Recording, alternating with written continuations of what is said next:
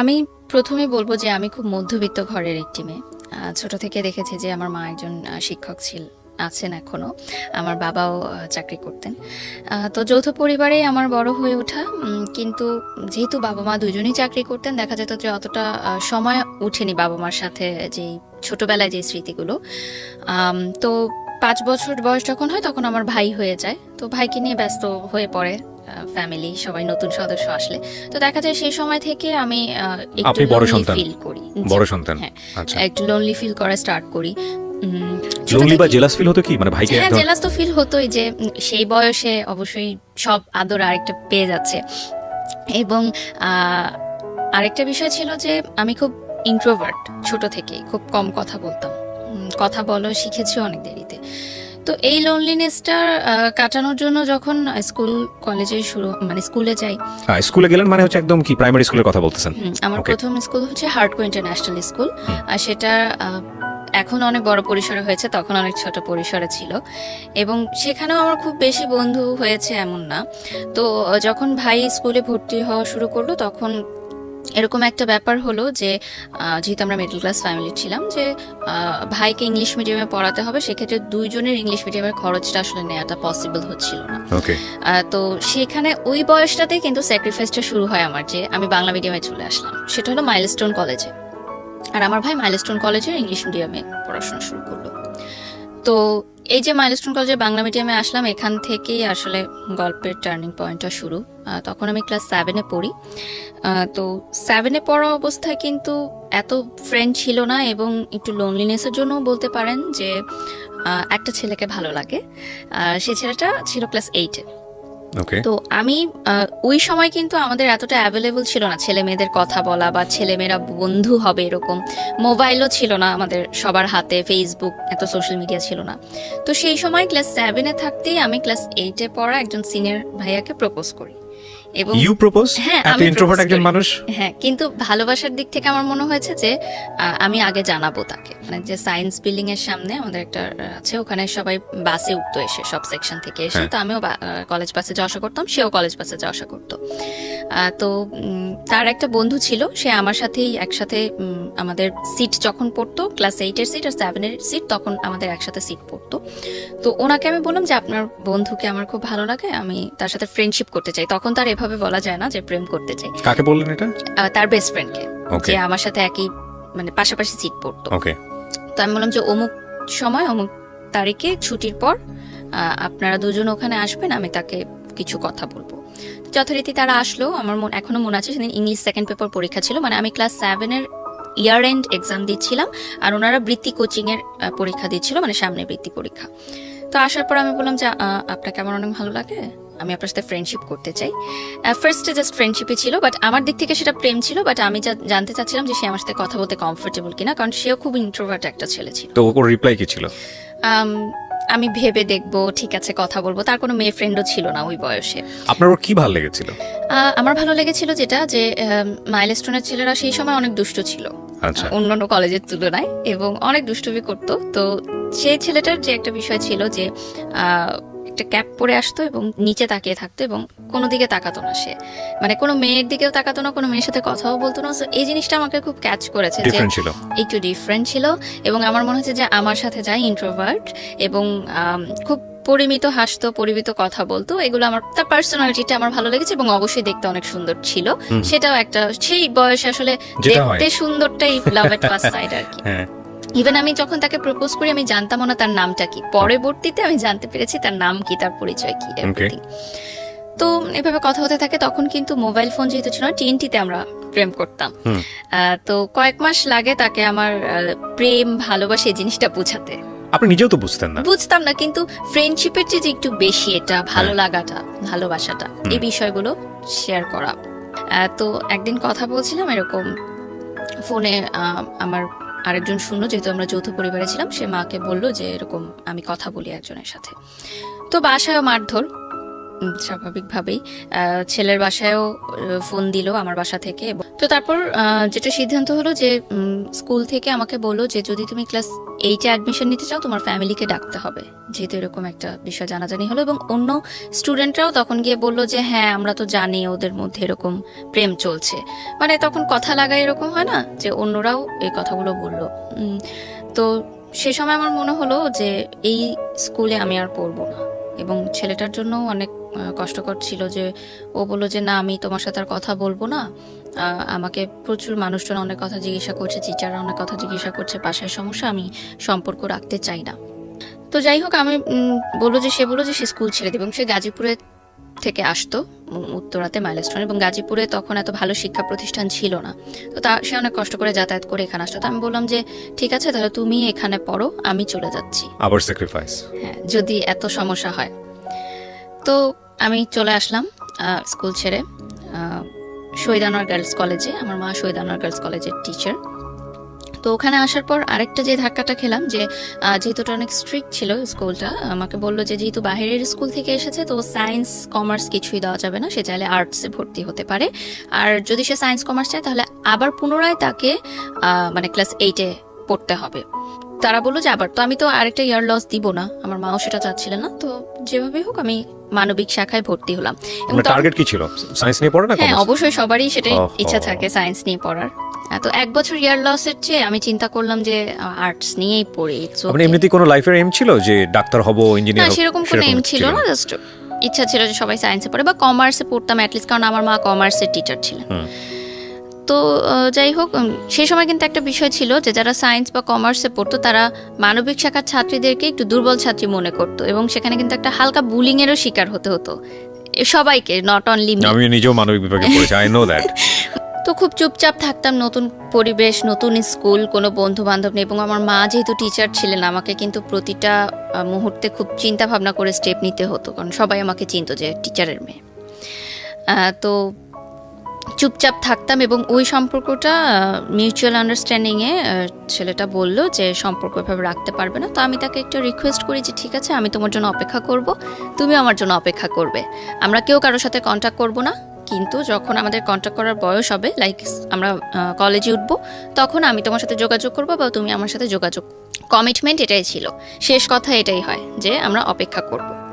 আমি কিন্তু অপেক্ষা করতে থাকি, এইদিকে আমি কারোর সাথেই কথা বলি না, তেমন কিছু হয় না।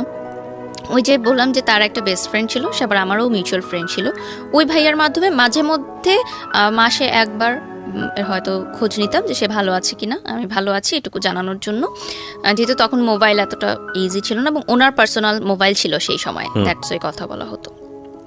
তো ইন দ্য মিড টাইম যখন ওরা এসএসসি পরীক্ষা দেয় লাইক 10-এর পরে, আমি তখন ক্লাস 10-এ পড়ি, তখন মাইলস্টোনের এক সহপাঠী আমাকে ফোন করে, মানে তার সাথেও আমার কন্ট্যাক্ট হতো মাঝে মধ্যে। সে আমাকে জানায় যে যে ছেলেটার জন্য আমি অপেক্ষা করছি সে আরেকটা রিলেশনে ইনভলভ হচ্ছে, এরকম মানে মাইলস্টোনেরই আরেকটা মেয়ের সাথে, আচ্ছা তারই সহপাঠী। তো আমি প্রথমে সেই জিনিসটা একদমই বিশ্বাস করিনি, কারণ আমার ওই যে মাথায় ছিল যে কমিটমেন্ট, সে আমাকে কমিটমেন্ট দিয়েছে এবং আমি কমিটমেন্ট রাখছি, তার মানে সেও কমিটমেন্ট রাখছে। সে এখনো মানে মনে হয় যে ব্যাপারগুলো অনেক সিলি ছিল, বাট সেই বয়সটাই কিন্তু ডেফিনেটলি আমি এটাই বলবো, যারা দেখছেন তাদেরকে বলবো যে এটা আপনি আপনার বয়স দিয়ে জাজ করবেন না, ওই সময়ের বয়সটা দিয়ে জাজ করেন, তাহলে আপনি রিলেট করতে পারবেন অনেক কিছু। বলুন। তো যে বিষয়টা ছিল যে আমি তো ওয়েট করছি, তো আমি মনে করলাম যে ঠিক আছে এসএসসি পরীক্ষাটা শেষ হোক, তারপর আমি তার সাথে সব বিষয় নিয়ে কথা বলবো, এখন তাকে আমি ডিস্টার্ব করতে চাই না। তো এসএসসি পরীক্ষা শেষ হওয়ার পর আমি যখন এসএসসি পরীক্ষা দিব এরকম অবস্থা, তাদের পরীক্ষা শেষ, রেজাল্ট বের হয়েছে, সে সময় ফোনে করলাম, তার মার মোবাইলে ফোন করলাম, সেদিন এত বছর পর এই যে কথা হওয়া। তো সে তো খুবই অবাক যে আমি আবার তাকে ফোন দিব, এটা সে ভাবেনি কখনো।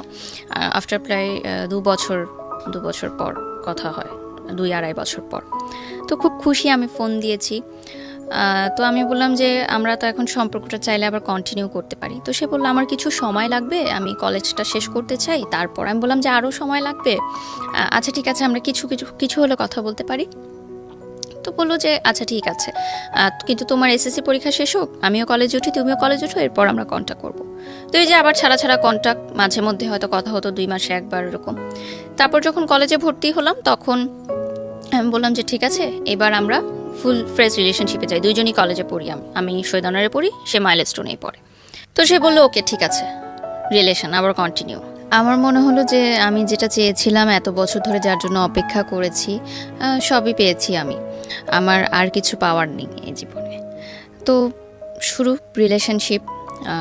তো রিলেশনশিপ শুরু হওয়ার প্রায় 6 মাসের মাথায় আমি জানতে পারি যে অন্যান্য সহপাঠীদের কাছ থেকে এবং ওর ফ্রেন্ড সার্কেলের মাধ্যমে যে তার মাইলস্টোন কলেজেও একটা রিলেশনশিপ আছে একটা মেয়ের সাথে, এবং সেই মেয়েটা তারই ক্লাসমেট।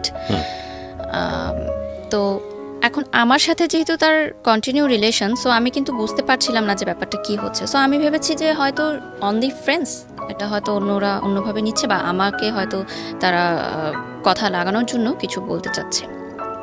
তো আমি সেটা বিলিভ করি না। তো আমি তাকে জিজ্ঞাসা করেছি কয়েকবার, সে বলেছে যে জাস্ট ফ্রেন্ড, আমরা একসাথে এসএসসি পরীক্ষা দিয়েছিলাম, আমাদের একই সেন্টারে পড়েছিল, সেখান থেকে পরিচয়, জাস্ট ফ্রেন্ড। তো ঠিক আছে। তো ওই মেয়ের জন্মদিনের সময় সে আমাকে বলে যে বার্থডে ওর, আমরা সবাই সেলিব্রেট করতে যাচ্ছি। তখন উত্তরে একটা রেস্টুরেন্ট ছিল ভূতের আড্ডা, যেটা এখন উঠিয়ে দেওয়া হয়েছে। তো ওই রেস্টুরেন্টের পরবর্তীতে আমি জানতে পারি তার ফ্রেন্ড সার্কেলের মাধ্যমে যে পার্টিটা সেই থ্রো করেছিল ওই মেয়েটার জন্য, মেয়েটাকে সারপ্রাইজ দেওয়ার জন্য। তো যখন ইন্টার পরীক্ষার রেজাল্ট দেয় তার আগে ওরা পুরো ফ্যামিলি যায় হচ্ছে ইন্ডিয়াতে, আজমির শরীফে। তো সেই সময় সে যখন ইন্ডিয়াতে যায়, আমি বাংলাদেশে থাকি, ওই মেয়েটা আমাকে ফোন দেয়। ফোন দিয়ে সে আমাকে নানা নাজে বাজে কথা বলে যে তার বয়ফ্রেন্ডের সাথে আমি কেন রিলেশন রেখেছি, আমি কেন তাকে ছাড়ছি না। আমি বললাম আমি তো এগুলোর কিছুই জানি না, এবং সে যেহেতু ইন্ডিয়া, আমি তার সাথে কন্ট্যাক্ট করতে পারছি না। তো এমন কোনো কথা নাই যে সে বললো না। এখানে আরেকটা ছোট বিষয় অ্যাড করতে চাই, আমার এসএসসি পরে যে 3 মাস গ্যাপ ছিল, তখন কিন্তু আমি নাচের স্কুলে ভর্তি হই, বুলবুল ললিতকলা একাডেমি বাফা। আমি ওখানে ক্লাস করতাম উত্তরা শাখাতে। তখন নাচটা শেখা ছিল শুধুমাত্র একটি সময়, মানে টাইম পাস করার জন্য। আর এমনিতে ভালো লাগতো ছোট থেকে নাচের প্রোগ্রাম দেখতে টেলিভিশনে, জাস্ট কিভাবে নাচটা করে এটা জানার জন্য, কালচারাল অ্যাক্টিভিটিসে পার্টিসিপেট করার জন্য, দ্যাটস ইট। এটাকে প্রফেশন হিসেবে নিব বা নাচ করব, টেলিভিশনে কাজ করব, এরকম মানে স্বপ্ন দেখিনি কখনো। কারণ আমার ওই ধ্যান ধারণা ছিল ওই ছেলেটাকে নিয়েই, আর বাকি সব কিছু আমার কাছে মনে হতো যে এক্সট্রা সব কিছু, ওইটাই আমার মেইন। তো ওই মেয়েটা আমাকে খুব মানে একটা কথা বলেছিল, সেটা আমার এখনো মনে পড়ে, যে আমাদের তখন স্কুলে, নাচের স্কুলে আমাদের সামনে একটা ছোট পার্ক ছিল, ওই পার্কে আমাদের গ্রুপ নাচ হতো তখন। তো ওই স্কুলে যারা যারা মানে নাচ শিখতো তারা সবাই গ্রুপে নাচ করতো। তখন সে আমাকে বলে যে তোর মূরত শুধু ওই পার্কে নাচ করার, তুই তো রাস্তার মেয়ে, এর বেশি তো কিছু করতে পারবি না। তো এই কথাটা না এখন আমার খুব কানে বাজে, এই কথাটা আমি ভুলতে পারি না এখন পর্যন্ত, যে এত খারাপ খারাপ কথা আমাকে শুনতে হয়েছে সে সময়, যে আমি জানি না, আমি কিন্তু জানি না যে সে আরেকটা রিলেশনশিপে আছে। যদি আমি জানতাম তাহলে হয়তো আমি আগাতাম না। তো পরে যখন সে ইন্ডিয়া থেকে আসে, আমি ফোনের সবকিছু রেকর্ড করে রাখি, তখন কিন্তু কল রেকর্ড করা যেত, যে বাটন সিস্টেম যে ফোনগুলো ছিল ওটাতে কল রেকর্ড করে আমি তাকে শোনাই যে এই কথাগুলো আমাকে শোনানো হয়েছে এই মেয়েটাকে। তখন সে বলে মেয়েটা আমাকে জাস্ট পছন্দ করে, তোমাকে হয়তো এমনি কথাগুলো বলেছে, বাদ দাও, এগুলো সব ভুলে যাও। আর তার আর আমার দেখা হতো, বিষয়টা কিরকম যে রেস্টুরেন্টে তখন কিন্তু বসে প্রেম করা হতো না, দেখাও হতো এমন না, যে দূর থেকে দেখা হতো। আর সে বলতো যে আমি কাছে দেখা করব না, আমার প্রবলেম আছে কেউ দেখলে। তাদের ফ্যামিলি পলিটিক্যাল ব্যাকগ্রাউন্ড ছিল, সো ওকে অনেকে চিনতো, সো দেখলে কেউ প্রবলেম। তো আমি ইউসিসিতে যখন কোচিং শুরু করলাম ঢাকা ইউনিভার্সিটির জন্য, তখন সে ল পড়ার জন্য ল ইউনিভার্সিটিতে ভর্তি হলো, একটা প্রাইভেট ইউনিভার্সিটি, সেটা ধানমন্ডিতে ছিল। তো দেখাটা আমাদের কিভাবে হতো, আমি তার জন্য ধানমন্ডির বাসে উঠতাম, মানে সে গাজীপুর থেকে আসতো, আমি এয়ারপোর্ট থেকে উঠতাম, বাসটা ধানমন্ডি যেত, আমি খামারবাড়িতে নামতাম, এবং তখন কিন্তু ওয়ান ওয়ে ছিল রিক্সার। আমি খামারবাড়ি থেকে হেঁটে ফার্মগেটে যেতাম ইউসিসিতে, আমি ফার্মগেটের বাসে উঠতাম না, তার সাথে ওইটুকু পথ যাওয়া, এটাই ছিল আমার জন্য মানে তার সাথে দেখা হওয়া। এবং কোচিং করাটাও কিন্তু এত ইম্পর্টেন্ট ছিল না, তার সাথে দেখা করাটাই ছিল আমার জন্য ইম্পর্টেন্ট। এবং তার বাসটা সংসদ ভবন হয়ে ধানমন্ডি চলে যেত, এবং আমি প্রতিদিন রোদ্রের মধ্যে হেঁটে হেঁটে ফার্মগেট যেতাম। এটা কিন্তু আমি জানতাম যে তার অন্য কারোর সাথে হয়তো ইনভলভ আছে, এটা আমার কাছে স্বীকার করতো না কখনো। তো তার বিহেভ আস্তে আস্তে একটু চেঞ্জ হতে থাকলো, আমার মনে হলো। আগে রাতে কথা বলতো, সারা রাত রাতে কথাও কমিয়ে দিল, দেখা কমিয়ে দিল, বলতো যে এভাবে প্রতিদিন যাওয়া আসা করি আমার ভালো লাগে না, আমি ফ্রেন্ডদের সাথে যেতে চাই, আমার ফ্রেন্ডরা থাকে ওদের সাথে যেতে। ঠিক আছে, একটা টাইম পরে আমি অনেকগুলো প্রুফ পেলাম যে সে আরেকটা রিলেশনশিপে আছে। বসার পর আমি শুধু তাকে একটা কথাই জিজ্ঞাসা করি ওই সময়, যে আমি আগে পরে কোনো কথাই জানতে চাই না, আমি শুধু জানতে চাই যে তোমার মেয়েটার সাথে শারীরিক সম্পর্ক হয়েছে কিনা, কারণ আমার সাথে তার এরকম কোনো সম্পর্ক ছিল না। যে বললাম যে দূর থেকে দেখা, এটুকুই ছিল আমার ভালোবাসার। তো আমি বলতে চাচ্ছি যে আগে পিছনে আমি কিছু জানতে চাচ্ছি, জাস্ট আমি ইয়েস অর নো জানতে চাচ্ছি। তখন সে বলে ইয়েস। তো আমার হাতে একটা গ্লাস ছিল, আমি গ্লাসটা জাস্ট ছুঁড়ে মেরে চলে আসি, উঠে আমি বাসে করে চলে আসি। ওইটাই শেষ দেখা সরাসরি আমার। এখনও মনে আছে যে একসাথে আসার কথা ছিল, বাট আমি চলে আসি ওই গ্লাসটা ভেঙে। সে কীভাবে এসেছে আমি জানি না। তো পুরোটা বাসে আমি কাঁদতে কাঁদতে আসি ফার্ম গেট থেকে এয়ারপোর্ট পর্যন্ত। এবং আমার মনে হয় যে মানে পরবর্তীতে যেটা আমি জানতে পারি যে আমি যখন ছিলাম না, যে সেই গ্যাপের মধ্যে তার ওই রিলেশনশিপটা হয়েছিল, এবং পরবর্তীতে সে ভেবেছিল যে আমার সাথে কন্টিনিউ করার পর হয়তো একজনকে সে তাকে হয়তো বাদ দিয়ে দিবে সে, বাট সে আসলে দুইটা রিলেশনই কন্টিনিউ করছিল, ওই মেয়েটাকেও সে না করতে পারছিল না। এখন এখানে তার ফলটাও আমি কিভাবে দেখব, কারণ সে ভাবেনি যে সিচুয়েশনাল। আমরা বরং সিচুয়েশনটাকেই অ্যাকসেপ্ট করি। ওর জায়গা থেকে বিষয়টা বলার থাকলে হয়তো 1000 টাইপ অফ লজিক আছে ওখানে। আপনার জায়গা থেকে এটা সত্য, ওর জায়গা থেকে সত্যটা অন্যরকম। যে মেয়েটা সম্পর্ক করেছে তার জায়গা থেকে সত্যটা তার কোনো দোষ নেই। রাইট। সো ট্রায়াঙ্গেল সিচুয়েশনে তিনজনই তিন জায়গা থেকে সত্য, এবং তিনজনেরই কিছু না কিছু লজিক আছে। আমি শুধু বয়সটাকে দেখতে চাই। আপনার যখন ব্রেকআপ হলো তখন বয়সটা কত? মানে যখন আপনি গ্লাসটা ভাঙলেন ওই সময় বয়সটা কত? 18। সো 18 এজ, এই এইজে এত যুক্তি দিয়ে প্রেম চলে না, ডেফিনেটলি চলে না। এখানে ফুল অফ ইমোশন, বয়সন্ধিকাল, এবং এখানে আসলে কি হয় মানে এত জাজমেন্টে যাওয়াটা খুব মুশকিল। বরং আমরা আপনার জীবনের ঘটনা থেকে আমরা আমাদের যেন শিক্ষাটা নিতে পারি, আমাদের যেন কিছু না কিছু হলো ওই রকম সিদ্ধান্ত নেবার ক্ষেত্রে যেন সতর্ক হতে পারি, যেটা কারণে আপনি মূলত আজকে এখানে এসেছেন। সো ওই জায়গাগুলোকে আমরা ফোকাস করি। সো প্লিজ ডু নট জাজ হার, কারণ ওনার লাইফে যে ঘটনা ঘটেছে তার চেয়ে ভয়ঙ্করতম ঘটনা অনেকের জীবনে ঘটে। ঠিক আছে, উনি যে সাহস করে আজকে এখানে বলতে এসেছেন নিজেকে হালকা করার জন্য, এইটাকে অ্যাপ্রিসিয়েট করার মতো। তো বলেন তারপর কি হলো? তারপরে আমার মনে হলো যে আমি আসলে তাকে ছাড়া থাকতে পারবো না, যত কষ্টই হোক আমি তার সাথে থাকবো। আমি তাকে বুঝাবো যে তুমি আমার সাথে থাকো, টাইম নাও ওই মেয়েটার থেকে দূরে আসার জন্য। কিন্তু কোনোভাবেই সে আর কি আমার সাথে কন্ট্যাক্ট করে না। তো আমি এতটা মানসিকভাবে ভেঙে পড়ি যে তার ইউনিভার্সিটির সামনে গিয়ে আমি দাঁড়িয়ে থাকতাম ঘন্টার পর ঘন্টা। মানে আপনি ব্রেকআপ করার পরে আপনি ওকে পাওয়ার জন্য পাগলের মতো হয়ে গিয়েছেন। মানে এতটা বেশি ক্রেজি ছিলাম আমি সেই সময় তার জন্য। তো তার ইউনিভার্সিটির ছেলেদের দিয়েও আমাকে থ্রেট দিয়েছে যে এই ইউনিভার্সিটির সামনে যেন তোমাকে আর দাঁড়াতে না। ঘন্টার পর ঘন্টা আপনি একাই দাঁড়িয়ে থাকতেন ওখানে? আমি একাই দাঁড়িয়ে থাকতাম। আর আমার সে সময় তেমন কোনো বন্ধুও ছিল না, আমি খুব ইন্ট্রোভার্ট ছিলাম।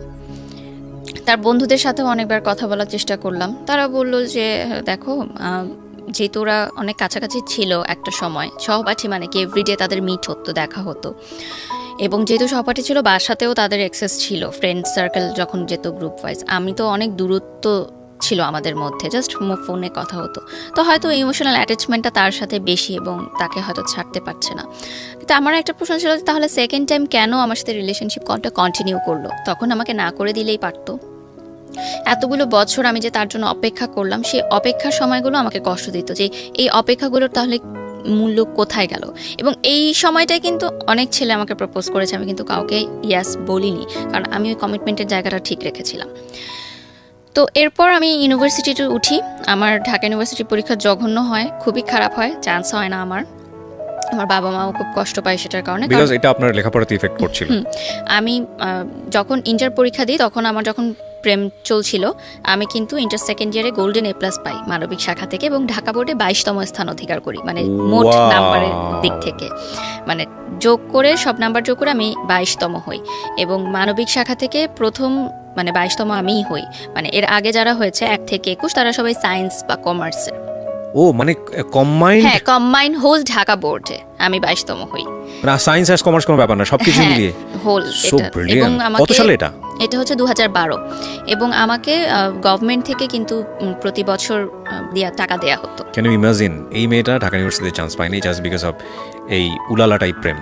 ওকে, তারপর এটাই আসলে লার্নিং এর বিষয়। যারা এখন দেখবে যে পড়াশোনাটা অনেক বেশি ইম্পর্টেন্ট, কারণ জীবনের ক্যারিয়ারটা টোটালি চেঞ্জ হয়ে যায়। কিন্তু এই আপনার এই গল্প এখন পর্যন্ত আমাকে মানে এই মোমেন্টটা আমাকে ধাক্কা দিয়েছে। এর আগ পর্যন্ত আমি শুনেছি জীবনে এই ধরনের গল্প বহু শুনেছি, কিন্তু গা শিউরোটার ফিলিংস আমি খুব কম গল্পেই পাই, এখন উঠেছে। মানে আমার টিচাররা এবং আমার ফ্যামিলি ফ্রেন্ডসরা সবাই চিন্তা করেছিল যে আমি যে কোনো একটা সাবজেক্টে তো পাবোই, মানবিক শাখার কিন্তু অনেক সাবজেক্ট থাকে, এমন না যে আমাকে টপ সাবজেক্টগুলোতেই পেতে হবে চান্স। তো আমি পুরো এক্সামও দিতে পারিনি, আমি একটু সিক ছিলাম। তো তারপর আমি ভর্তি হই ইন্ডিপেন্ডেন্ট ইউনিভার্সিটি বাংলাদেশ আইবিতে বসুন্ধরা শাখা, এবং ওখানে আমি ফুল স্কলারশিপ নিয়ে ভর্তি হই। মানে আমার কোনো কোন সাবজেক্টে পড়েন? আমি মিডিয়া অ্যান্ড কমিউনিকেশনে ভর্তি হই, এবং আমার কোনো টিউশন ফি লাগতো না, ফুল ফ্রি। আমি প্রাইভেট ইউনিভার্সিটিতে পড়তাম, যেহেতু আমার রেজাল্টটা ভালো ছিল। যেহেতু আমি বলেছি আমি মিডল ক্লাস ফ্যামিলির মেয়ে, সো অবভিয়াসলি প্রাইভেট ইউনিভার্সিটির এত খরচ নেওয়াটা সম্ভব ছিল না। তো শুরু হয় আমার নতুন পড়াশোনা সব কিছু। তো সেই সময় আমার ফেসবুক নতুন, তো ফেসবুকে আমার একটা ছেলের সাথে পরিচয় হয়। সেই ছেলেটা তখন জব করে অলরেডি একটা গার্মেন্টস ফ্যাক্টরিতে, আমার চেয়ে প্রায় 14 বছরের বড়। তো যেহেতু আমার তেমন কোনো ফ্রেন্ড ছিল না, সো আমি তাকে কখনো দেখিনি, তার সাথে কথা বলতাম, জাস্ট শেয়ার করতাম যে আমার এরকম ব্রেকআপ হয়ে গেছে, আমার খুব খারাপ লাগছে, ছেলেরাই মনে হয় খারাপ, সব ছেলেরা খারাপ, এরকম আমি কথা বলতাম। তো এক সময় সে বলে যে আমি তোমার সাথে দেখা করতে চাই। তো দেখা করলাম, দেখলাম যে আমার চেয়ে অনেক সিনিয়র একটা ভদ্রলোক বলতে গেলে। তো আমার তার সাথে কথা বলতে ভালো লাগতো যে আমি কথাগুলো বলে হালকা হতে পারতাম। আর আমার তখনকার সেই সময় সমসাময়িক বান্ধবীরা সবাই কিন্তু প্রেম করছে, একদম চুটিয়ে প্রেম করছে। তো তাদের সাথে কিন্তু এই দুঃখের কথাগুলো কয়জন বা কতক্ষণ ধরেই বা শুনতে চায়, তারাও কিন্তু নিজেদের লাইফে ব্যস্ত, এবং দিনের পর দিন কিন্তু কেউ শুনতে চাবে না। তো তার সাথে আমি শেয়ারিংগুলো করতাম। স্টিল নাও কিন্তু আমার ফ্যামিলি জানে না যে আমার পার্সোনাল লাইফে কি হচ্ছে, স্টিল জানে না, না, তাদেরকে আমি একটুও বুঝতে দেইনি, কারণ আমি খুবই চাপা স্বভাবের ছিলাম ছোট থেকে। তো নাচের ক্লাসও চলছে কন্টিনিউ, নাচের ক্লাসের মতো চলছে, টুকটাক অনুষ্ঠান করছি আমি। বাংলাদেশ টেলিভিশনে আমার বিতর্ক করতাম, কুইজ প্রতিযোগিতা, এবং জাতীয় পর্যায়ে আমার বিভিন্ন পুরস্কারও আছে। সেটা 2008 থেকে বাংলাদেশ টেলিভিশনে করি। তো ইউনিভার্সিটিতে ওঠার পর আমার কিছু ফ্রেন্ড হয় ইউনিভার্সিটিতে প্রথম, তারা বুঝতে পারে যে আমি মেন্টালি ওকে না, মানে হঠাৎ কান্না করে ফেলি, হঠাৎ কোনো নিউ রিলেশনশিপ কাপলকে দেখলে আমার খুব খারাপ লাগে, যেটা হয় ব্রেকআপের পর, এবং তাকে আমি ভুলতে পারছিলাম না কোনোভাবেই। মানে আমার মনে হচ্ছিল যে জিনিসটা আমার, সেটা চোখের সামনে দিয়ে আরেকজন নিয়ে চলে যাচ্ছে, এটা আসলে মানা যায় না। তো আমার মনে হলো যে আমি আসলে মানসিক চাপটা নেওয়ার জন্য প্রস্তুত না এই বয়সে। তো আমার মনে হলো যে আমি আর বেঁচে থাকতে চাই না, কারণ আমি আসলে এটা দেখতে পারবো না যে আমার ভালোবাসার মানুষটা অন্য কারোর সাথে আছে। ইন দ্য মিড টাইম ওই মেয়েটাও কিন্তু আমাকে কন্টিনিউয়াস থ্রেট দিতে থাকে যে আমার বয়ফ্রেন্ডের সাথে তুমি দেখা করবা না, তাকে কোনো ফোন করবা না, কারণ আমি তাকে ডেইলি ফোন করতাম, মেসেজ করতাম। সে আমাকে ফোন করে নানান আজে বাজে গালাগালি যত ছিল অনেক কিছু বলে। তো সেই সময় আমার মনে হয়েছিল যে আমি মনে হয় মারা যাব, আমি মরে যেতেই চাই। সে সময় তো ট্যাবলেট এতটা ইজি ছিল না, তো ছিল যে আমি ফাঁস দিতে চেয়েছিলাম গলায়, প্রিপারেশনও নিয়েছিলাম। বাট জাস্ট একটা মোমেন্টের জন্য আমার মনে হলো যে আমারটা জীবন তো মাত্র শুরু। মানুষ বলে যে ইউনিভার্সিটি লাইফটা অনেক এনজয়েবল হয়, এবং সামনে আরও অনেক জীবন বাকি আছে, এবং আমি দেখতে চাই যে আমাকে ছাড়া সে কতটা সুখে আছে, আমি শেষটা দেখতে চাই, আমি এত তাড়াতাড়ি হেরে যেতে চাই না। তো আমি ওই পথ থেকে আবার ফিরে আসলাম। মানে এটা ফ্যামিলি জানে না আপনি, মানে কোনো স্টেপ সেভাবে নিতে পারেন? ফ্যামিলি জানে না। ওকে। তো যেটা হয় যে ইউনিভার্সিটিতে ভর্তি হওয়ার পর আমার মনে হয় যে না, আমি মুভ অন করা দরকার। এভাবে যদি আমি থাকি তাহলে আমি অসুস্থ হয়ে যাব মানসিকভাবে। তো ওই সময় আমাদের একটা প্রোগ্রাম শুরু হয়, এবং তখন আমি টেলিভিশনেও নাচ করা শুরু করি আস্তে আস্তে। আমাদের স্কুল থেকেই আমাদের নিয়ে যাওয়া হতো। তখন প্রথম বাংলাদেশি আইডল শুরু হয় এসএ টিভিতে, এবং ওখানে আমাদের স্কুল থেকে আমি কাজ করার সুযোগ পাই। ওখানে যে টপ 10 পার্টিসিপেন্টরা থাকে তাদের সাথে জুটি হয়ে নাচ করার সুযোগ পাই আমি। তো আমার তখন বাংলাদেশ আইডলের শুটিং চলতে থাকে। তো এফডিসিতে আমাদের প্রায় 1 সপ্তাহের মতো থাকতে হয়েছিল শুটিংয়ের পারপাসে। তো সেই সময় দেখা যেত অনেক রাতে শুটিং শেষ হতো, আমাদের আসতে অনেক লেট হয়ে যেত। তখন ওই যে যার সাথে আমি কথা বলতাম, যে বললাম যে ভদ্রলোক, উনি আমাকে নিয়ে যাওয়া আসা করতেন অ্যাজ আ ফ্রেন্ড। গার্মেন্টসের সেই ভদ্রলোক করেন, মানে উনি মার্চেন্ডাইজার ছিলেন। ওকে। তো উনি আমাকে নিয়ে যাওয়া আসা করতেন, এবং একটা গুড ফ্রেন্ডশিপ আমাদের মধ্যে তৈরি হয়।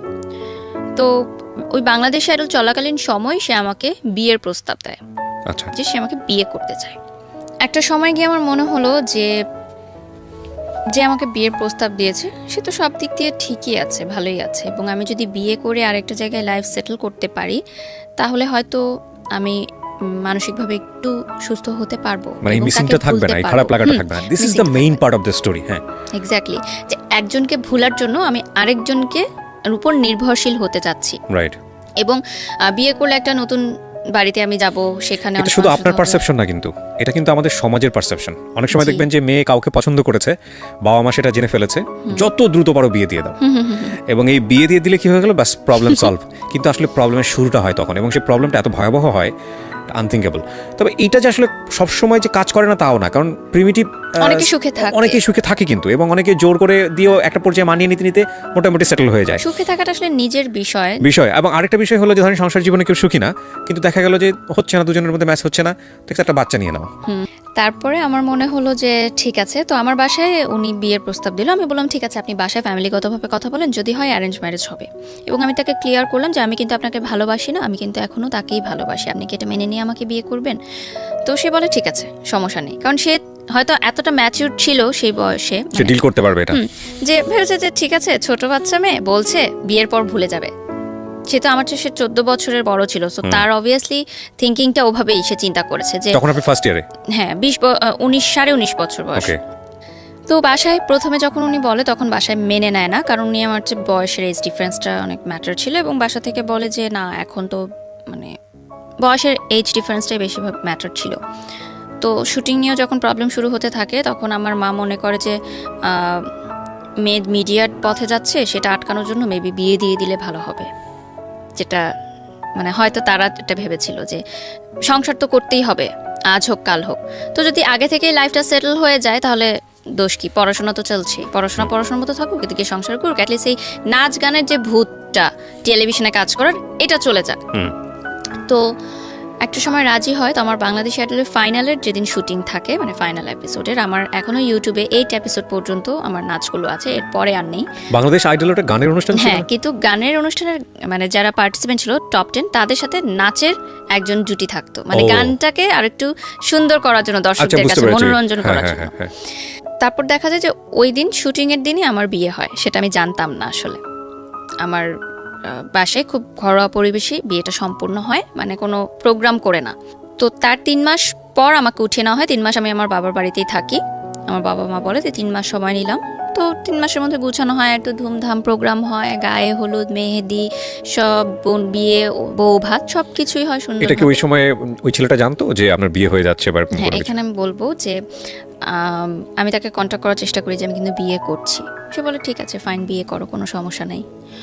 তো আমার যেদিন বিয়ের অনুষ্ঠান হয়, বিয়ের শপিংয়ে যাই। তো আমি ওর যখন আগে আমার বয়ফ্রেন্ডের সাথে কথা বলতাম, তখন আমরা চিন্তা করতাম যে বিয়ের দিন আমি লাল লেহেঙ্গা পরবো, এটা আর কি কথা বলতাম। তো বিয়ের যখন মার্কেটিং করতে যাই আমি আর আমার হাজব্যান্ড, তখন বসুন্ধরা কমপ্লেক্সে যাই। আমার এখনও মনে আছে সে একটা গোলাপি লেহেঙ্গা আমার জন্য পছন্দ করে।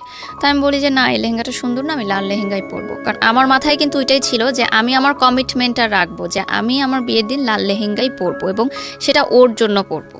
মানে আমার কার সাথে বিয়ে হচ্ছে বা আমার বিয়ে হচ্ছে সেটা কিন্তু তখন বিষয় না, আমার বিষয় হচ্ছে আমি আমার কমিটমেন্টটা রাখবো। তো আমি লাল লেহেঙ্গাই কিনি এবং আমি লাল লেহেঙ্গাই পরি আমার বিয়ের দিন। এটা আমার হাজব্যান্ড জানতেন না যে আমি কেন লাল লেহেঙ্গাটা চুজ করলাম। তো পরবর্তীতে যেদিন আমার বিয়ের অনুষ্ঠান, আমার এখনও মনে আছে, আমি গুলশানে পার্সোনাতে সাজ শেষ করে আমি ফোন দিলাম আমার আগের বয়ফ্রেন্ডকে। নিচে কিন্তু গাড়ি দাঁড়িয়ে আছে, আমার মা এসেছে আমাকে নিতে। আমি যাওয়ার আগে জাস্ট ফোন দিলাম যে আমার বিয়ে হচ্ছে, আজকে আমার বিয়ে, তুমি যদি এখনও আমাকে বলো আমি এই মুহূর্তে চলে আসবো গাজীপুরে। এই অবস্থায় চলে আসবো? হ্যাঁ, এই লাল লেহেঙ্গা পরে আমি চলে আসবো, তুমি শুধু আমাকে অ্যাকসেপ্ট করো। আমি কমিউনিটি সেন্টারে যাব না, কিন্তু আমার কিন্তু অলরেডি আক্ত হয়ে গেছে, ওই দিন তো আমার প্রোগ্রাম। তারপর আমি বলি যে আমি সব ছেড়ে চলে আসবো। আমি মানে কিছু চিন্তা করি না যে আমার ফ্যামিলি কি ভাববে, বা এতগুলো মানুষ যারা আমার বিয়ের দাওয়াতে এসেছে তারা কি ভাববে, ভাবিনি। আমার মনে হয়েছে যে বিয়ে হয়ে গেলে তো আমি সারা জীবনের জন্য তাকে হারিয়ে ফেলবো, শেষ সুযোগটুকু নেই। তাহলে অ্যাটলিস্ট আমার বিয়ের পর আমি এটা ভাববো না যে আমি, মানে একটা আফসোস থাকবে যে আমি শেষবার ট্রাই করতাম, কিন্তু এখন যদি সে আমাকে নাও করে দেয়, অ্যাটলিস্ট আমার আফসোস নাই, হ্যাঁ আমি ট্রাই করেছি, আমি তাকে পাইনি। তো সে বলে যে না, আমি পাগলামি করো না, তুমি কমিউনিটি সেন্টারে যাও, বিয়ে করো। সেদিনও আমি কান্না করেছি অনেক। তো যাই, যথারীতি আমার বিয়ের অনুষ্ঠান হয়, বউ ভাত হয়, সংসার শুরু করি। আমার সংসারে ছিলেন আমার যা, ননদ, ননাস, দেবর, মানে শ্বশুর শাশুড়ি ছিলেন না, কোনো মুরব্বী ছিলেন না। মুরব্বী বলতে তারাই ছিলেন। এবং এটাও একটা যে আমার হাজব্যান্ডের প্রতি আমার ফিলিংসটা গ্রো করে, যে যেহেতু তার বাবা মা নেই, সে সবসময় বলতেন যে মানে তার বাবা মার কবরস্থানে একবার আমাকে নিয়ে গেছিলেন দেখাতে, এবং সে বলেছিল যে এখানে আমি তোমাকে বলি যে আমি তোমাকে অনেক ভালোবাসি, আমার বাবা মাকে সাক্ষী রেখে বলছি। তো সেই জিনিসটা আমাকে অনেক বেশি ইমোশনালি অ্যাটাচ করে। সেই সময় কিন্তু আমার মনে হচ্ছে ঠিক আছে, বিয়ের পর নাচ পছন্দ করতো না আমার শ্বশুরবাড়ির ওনারা, খুবই কনজারভেটিভ ছিলেন, তারা বোরখা পরতেন। আমাকে হিজাব করতে কখনো ওনারা বাধ্য করেননি, কিন্তু নাচ করা যাবে না। তো আমার হাজব্যান্ডের কাছে আমি বললাম যে আমার তো নাচ অনেক পছন্দ, কি করব? সে বলছে ঠিক আছে, তুমি টেলিভিশনে বা মঞ্চে কোনো প্রোগ্রাম করতে পারবে না, জাস্ট নাচের ক্লাসটা করো, কিন্তু সেটাও শ্বশুরবাড়িতে জানানোর দরকার নেই, সেটা তুমি আমার পারমিশন নিয়ে করো। তো আমি জাস্ট নাচের ক্লাস করতাম, বাট তখন এগুলো আমার কাছে কোনো ম্যাটার করতো না। আমার মনে হয়েছে যে আমার লাইফ হবে আর 10টা মেয়ের মতোই, আমার বিয়ে হয়ে গেছে, বাচ্চা হবে, একটা সংসার হবে, দ্যাটস ইট। মানে নাচ করব, মিডিয়ায় কাজ করব, সাজবো, এগুলো কখনোই আমার মাথায় ছিল না। আপনি বলতেছেন আর আমি আপনার ওই ক্লাস 7 থেকে মানে এখন যতটুকু বলেছেন ততটুকু পর্যন্ত আমি মাথার মধ্যে আমি যোগ বিয়োগ করতেছি। আমার শুধু একটা জিনিস এসে বারবার বাড়ি দিচ্ছে মাথায়, যে একটা মেয়ে কী পরিমাণ ব্রিলিয়ান্ট হলে মানবিক বিভাগ থেকে সে এত ব্রিলিয়ান্ট রেজাল্ট করতে পারে এইচএসসিতে, এবং সেই মেয়েটার ফিউচার এই একটা রিলেশনশিপকে কেন্দ্র করে কত আপস অ্যান্ড ডাউন এবং জীবনটাকে কোথায় নিয়ে যাচ্ছে। Can you even imagine? আমার মনে হয় এই এপিসোডটাকে মানে সার্বজনীন এপিসোড করা উচিত। ক্লাস 5-6 পড়ুয়া বাচ্চা থেকে শুরু করে সবারই শোনা উচিত যে একটা ভুল সম্পর্ক বা ইমোশনালি আসলে ফল ইন হওয়া, এবং ফল ইন হলে কতটুকু হতে হয়, আর ফল ইন হলে হওয়া উচিত না হলে কোন পর্যন্ত নিতে হয়, সেটা ক্যারিয়ারের উপর আসলে কি হয়, শিক্ষার উপর আসলে কি হয়, that will be the best example ever. আজকের এপিসোডটা নিয়ে আমার এটাই বলতে ইচ্ছে করছে, কারণ আমি তো গেস করতে পারছি, আমার মনে হয় আপনারাও গেস করতে পারছেন যে পরে কী শুনবেন আপনারা। তবে গেস করেন না, কারণ অনেক সারপ্রাইজ আপনাদের জন্য অপেক্ষা করছে। বলেন তারপর। আরেকটা বিষয় ছিল যে আমি অন্য সাবজেক্টেও পড়তে পারতাম, আমাকে আমার আইইউবি থেকে বলেছিল যে ল, ইকোনমিক্স, ইংলিশ পড়তে, কারণ কিন্তু তখন আমার মানসিকভাবে এতটা আমি ভেঙে পড়েছিলাম যে আমার মনে হচ্ছিল যে এই সাবজেক্টগুলো নিয়ে পড়াটা আমার জন্য অনেক ডিফিকাল্ট হবে। সো এই জন্য মিডিয়া অ্যান্ড কমিউনিকেশন সিলেক্ট করলাম, কারণ এখানে কিন্তু অনেক ক্রিয়েটিভ রাইটিংস থাকে, এবং আমি আগে থেকে খুব ক্রিয়েটিভ রাইটিংসে আমি উইথ ডিউ রেসপেক্ট, আমি আপনার ফ্যামিলিকে রেসপেক্ট করে কিছু কথা বলতে চাই। একটা যেটা হচ্ছে যে আপনি ইন্ট্রোভার্ট ছিলেন, শেয়ার করছেন না কারোর সঙ্গে, কিন্তু আপনার যেই পরিবর্তনগুলো, ক্যারিয়ারিস্টিক যে পরিবর্তনগুলো, এডুকেশনের যে পরিবর্তন আসতেছে, ধুমধাম করে যে ঘটনাগুলো ঘটে যাচ্ছে, এগুলো তো আপনার বাবা আমার সামনেই ঘটছিল। তারা কেন স্টেপ নিচ্ছিল না? তারা কেন আপনার সঙ্গে বসে ফ্রি হচ্ছিল না যে বাবা তুমি শেয়ার করো আমার সঙ্গে কি হচ্ছে? এত ফ্রি না আমার ফ্যামিলি, কখনোই ছিল না এত free. That's your bad luck, definitely bad luck. Okay হতে পারে। চলেন, তারপর কি হলো? বিয়ে হলো। তো বিয়ের পর আমাকে চিটাগং নিয়ে যাওয়া হয়, আমার শ্বশুরবাড়ি চিটাগং ছিল।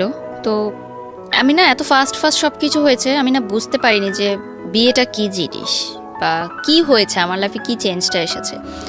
তো আমার প্রথম তখন আমার ফিল হয়েছে যে যখন আমার বাসার সামনে দিয়ে গাড়িটা চলে যাচ্ছে চিটাগংয়ের উদ্দেশ্যে, তখন আমার বুকে একটা মোচড় লাগে যে আমি তো আমার বাসায় ঢুকছি না, আমি কেন অন্য কোথাও চলে যাচ্ছি, ওই গলিতে ঢুকছি না, আমি সোজা কেন চলে যাচ্ছি।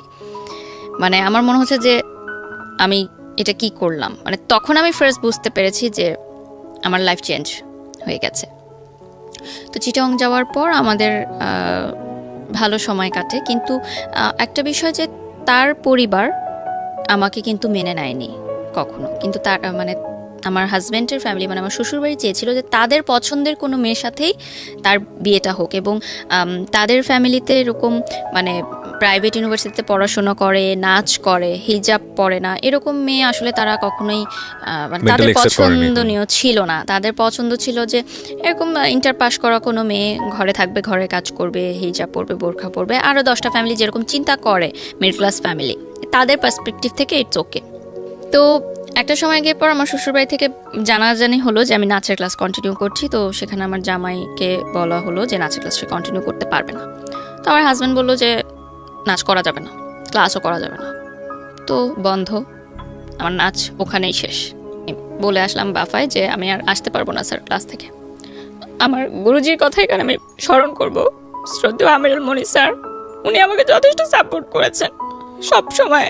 মানে একদম প্রথম থেকে মানে নাচের জীবনটা আমার এতটা কষ্ট ছিল যে শেখার চেষ্টা থাকলেও আমার এত বাধা এসেছে যে আমি পরিপূর্ণভাবে শিক্ষাটা নিতে পারিনি নাচের ব্যাপারে। মানে অনেক কিছু এখনো আমি তাল লয়গুলো ক্যাচ করতে পারি না, বাধা বাধা হয়ে তো আমার শিক্ষাটা হয়েছে। তো আমার যখন নাচ নিয়ে বাসায় প্রবলেম হচ্ছিল তখন কিন্তু আমাকে বাসা থেকে, মানে বিয়ের আগের কথা বলছি, আমি এটা অ্যাড করছি, যে তখন কিন্তু আমাকে অফ করে দেওয়া হয়েছিল নাচের প্রোগ্রামটা, অফ করে দেওয়া হয়েছিল নাচের ক্লাসটা। তখন আমি বাসায় না জানিয়ে নাচের ক্লাস করতে যেতাম এবং আমার টিফিনে টাকা বাঁচিয়ে, আমি বাফার 300 টাকা ছিল তখন বেতন, সে 300 টাকা দিতাম। আমি না খেয়ে থাকতাম, টিফিনের জন্য আমাদের যে টাকাটা দিত ওটা আমি বাঁচিয়ে রাখতাম নাচের ক্লাসের বেতনটা দেওয়ার জন্য। তো আমি যখন আমার ইন্টার পরীক্ষার আগের কথা বলছি, যে এসএসসিতে আমার রেজাল্ট অনেক খারাপ হয় ওই রিলেশনশিপের কারণে। তো ইন্টার সেকেন্ড ইয়ারের আগে আমার ফ্যামিলি থেকে বলে যে নাচটা এখন অফ রাখো, কারণ তোমার সামনে বোর্ড পরীক্ষা। বাট তখন আমি নাচটা কন্টিনিউ রাখি এবং আমি মানে কলেজ ড্রেস পরে আমি নাচের ক্লাসে যেতাম, মানে প্রাইভেট পড়ার নাম দিয়ে মিথ্যা কথা বলে যেতাম। তখন আমার গুরুজি আমাকে বলেছিলেন যে তুমি একদিন অনেক বড় কিছু করতে পারবা। মানে এত নাচ শেখার জন্য যে এতটা ইচ্ছা, এটা আসলে সবার মধ্যে দেখা যায় না। তো ওই সময় যখন আমার নাচটা বন্ধ হয়ে গেল তখন আমার গুরুজি বললেন যে ঠিক আছে, সমস্যা নাই, বিয়ে হয়েছে, সংসার করো, পরে কখনো নাচ শেখা আবার শুরু করো, নাচ শেখার তো কোনো বয়সের শেষ নাই, বাট হাজব্যান্ড যেটা বলে সেটা শোনা উচিত। তো শেষ হয়ে গেল আমার নাচের লাইফ, শুধুমাত্র পড়াশোনা। তো একটা সময় গিয়ে দেখা গেল যে আমি অ্যাক্সিডেন্টলি কনসেপ্ট করি বিয়ের পরপরই। তো কনসেপ্ট করার পর আমার মা বিয়ের আগেই বলে দিয়েছিল যে আমি বিয়ে দিচ্ছি তোমাকে, মানে আমার মেয়ের সাথে, কিন্তু আমার মেয়ের পড়াশোনায় কোনো হ্যাম্পার হওয়া যাবে না।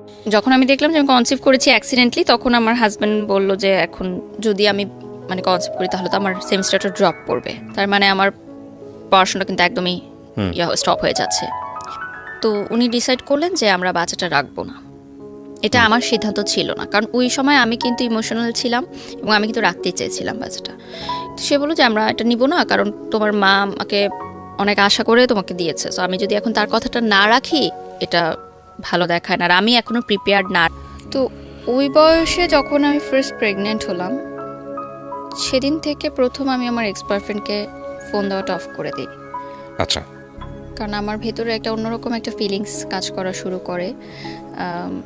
মানে কিছুদিন, জাস্ট এক সপ্তাহ আমরা সময় নিয়েছিলাম ভাবার যে আমরা এটা কি করব, মানে আমরা কি মেন্টালি প্রিপেয়ার্ড এই বেবিটার জন্য নাকি না।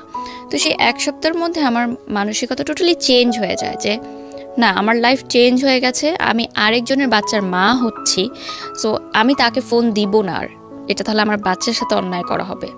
সেদিন থেকে আমি ডিসিশন নেই যে আমি তার সাথে আর কোনো কন্ট্যাক্ট করব না, এবং আমি কন্ট্যাক্ট করিও না, টোটালি অফ করে দিই।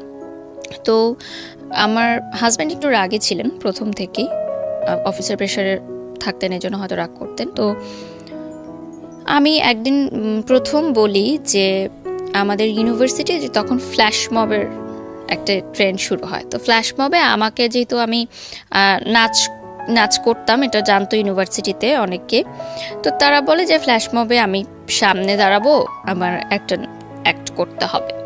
তো আমি আমার হাজব্যান্ডকে বাসায় বলি, তো সেদিন প্রথম সে আমার গায়ে হাত তুলে, এই নাচকে কেন্দ্র করে। হ্যাঁ, মানে গায়ে হাত তুলে যে নাচ মানা করার পরও কেন তুমি ভার্সিটিতে এটা জানালে, এবং তোমাকে কেন বললো ফ্ল্যাশ মবের জন্য, মানে তোমাকে বললো কেন, মানে আমি তো মানা করেছি। বিয়ের আগে কি আপনি এই বিষয়গুলো নিয়ে কথা বলেনি তার সঙ্গে, যে আমার নাচ বা আমার অন্যান্য জায়গাগুলো, না, এগুলো এত ফাস্ট সবকিছু হয়েছে যে মানে আপনি এই বিষয়গুলো নিয়ে কথা বলতে পারেন? কথা বলা হয়নি, বাট তখন এই বিষয়গুলো উঠেনি আসলে। তার পরিবারে যাওয়ার পর আমি বুঝতে পেরেছি, বা তার পরিবার থেকে আমাকে বলেছে যে এরকম করা যাবে না। তো যেদিন ফ্ল্যাশ মবের রেকর্ডিং হয় সবাই রেডি ছিল, তো আমার ফ্রেন্ডরা, আমার ইউনিভার্সিটির ফ্রেন্ডরা আমাকে সমানে ফোন দিচ্ছে যে তুই কই, সবাই তো তোর জন্য ওয়েট করতেছে। তো আমি বলছি আমি একটু অসুস্থ, আমি আসতে পারবো না, কারণ আমি এই ডোমেস্টিক ভায়োলেন্সের বিষয়গুলো আমি তো অবভিয়াসলি ইউনিভার্সিটির ফ্রেন্ডদেরকে তখন বলবো না। আমি বলে আমি অসুস্থ, আমি আসতে পারবো না। ওই দিন আমার ক্লাস ছিল এবং আমার মনে আছে আমার পরীক্ষাও ছিল, আমি অ্যাটেন্ড করিনি, শুধুমাত্র কারণ আমি অ্যাটেন্ড করলে আমাকে তো ফ্ল্যাশ মবে অ্যাটেন্ড করতে হবে এবং আমাকে বলতে তো হবে যে আমি কেন করছি না। সো আমি যাইনি ওই দিন ইউনিভার্সিটিতে। ওই দিন থেকে শুরু হয় আমার ডোমেস্টিক ভায়োলেন্সের যে বিষয়টা। তো এরপর থেকে আমার শ্বশুরবাড়ি থেকে নানানভাবে আমাকে বিভিন্ন কথাবার্তায় মানসিক নির্যাতন করা হতো, বিভিন্ন ছোটোখাটো কথাতেই। যেহেতু রান্না পারতাম না, আমি ট্রাই করতাম, বাট ওই বয়সটা তো অতটা আমি পারতাম না হয়তো, বা এত কিছু বুঝতাম না যে কার সামনে কী বলতে হবে বা কীরকম।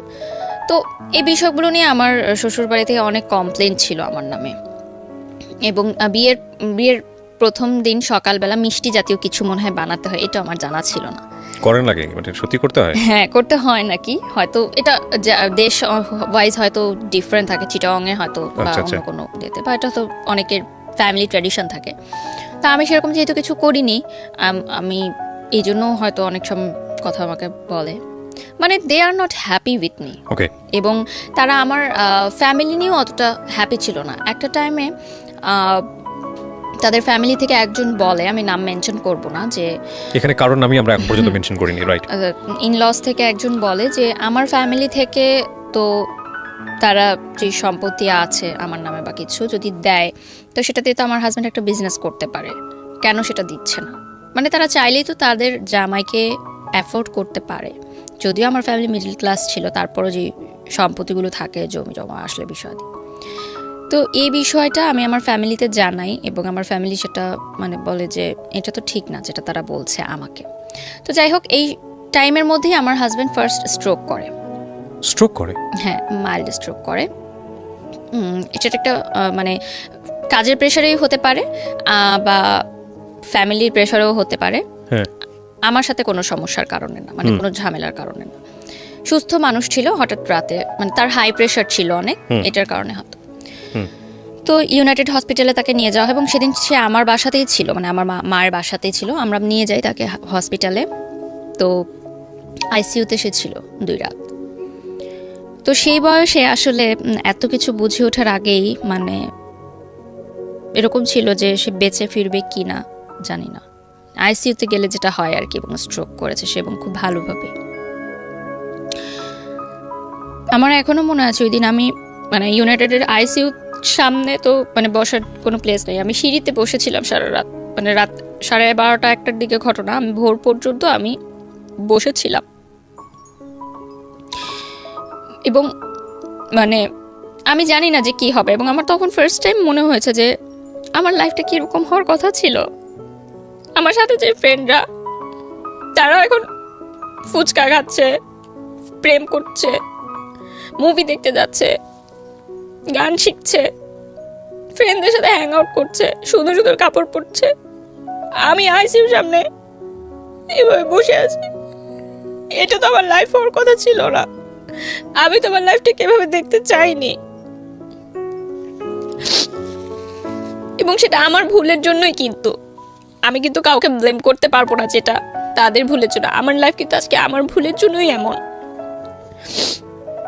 তো ভোরের দিকে আমার দেবর এসে আমাকে একটা জুস কিনে দিল, জুস খেলাম, কারণ আমি নিজেও অসুস্থ হয়ে যাচ্ছিলাম আসলে ওই সময়টায়।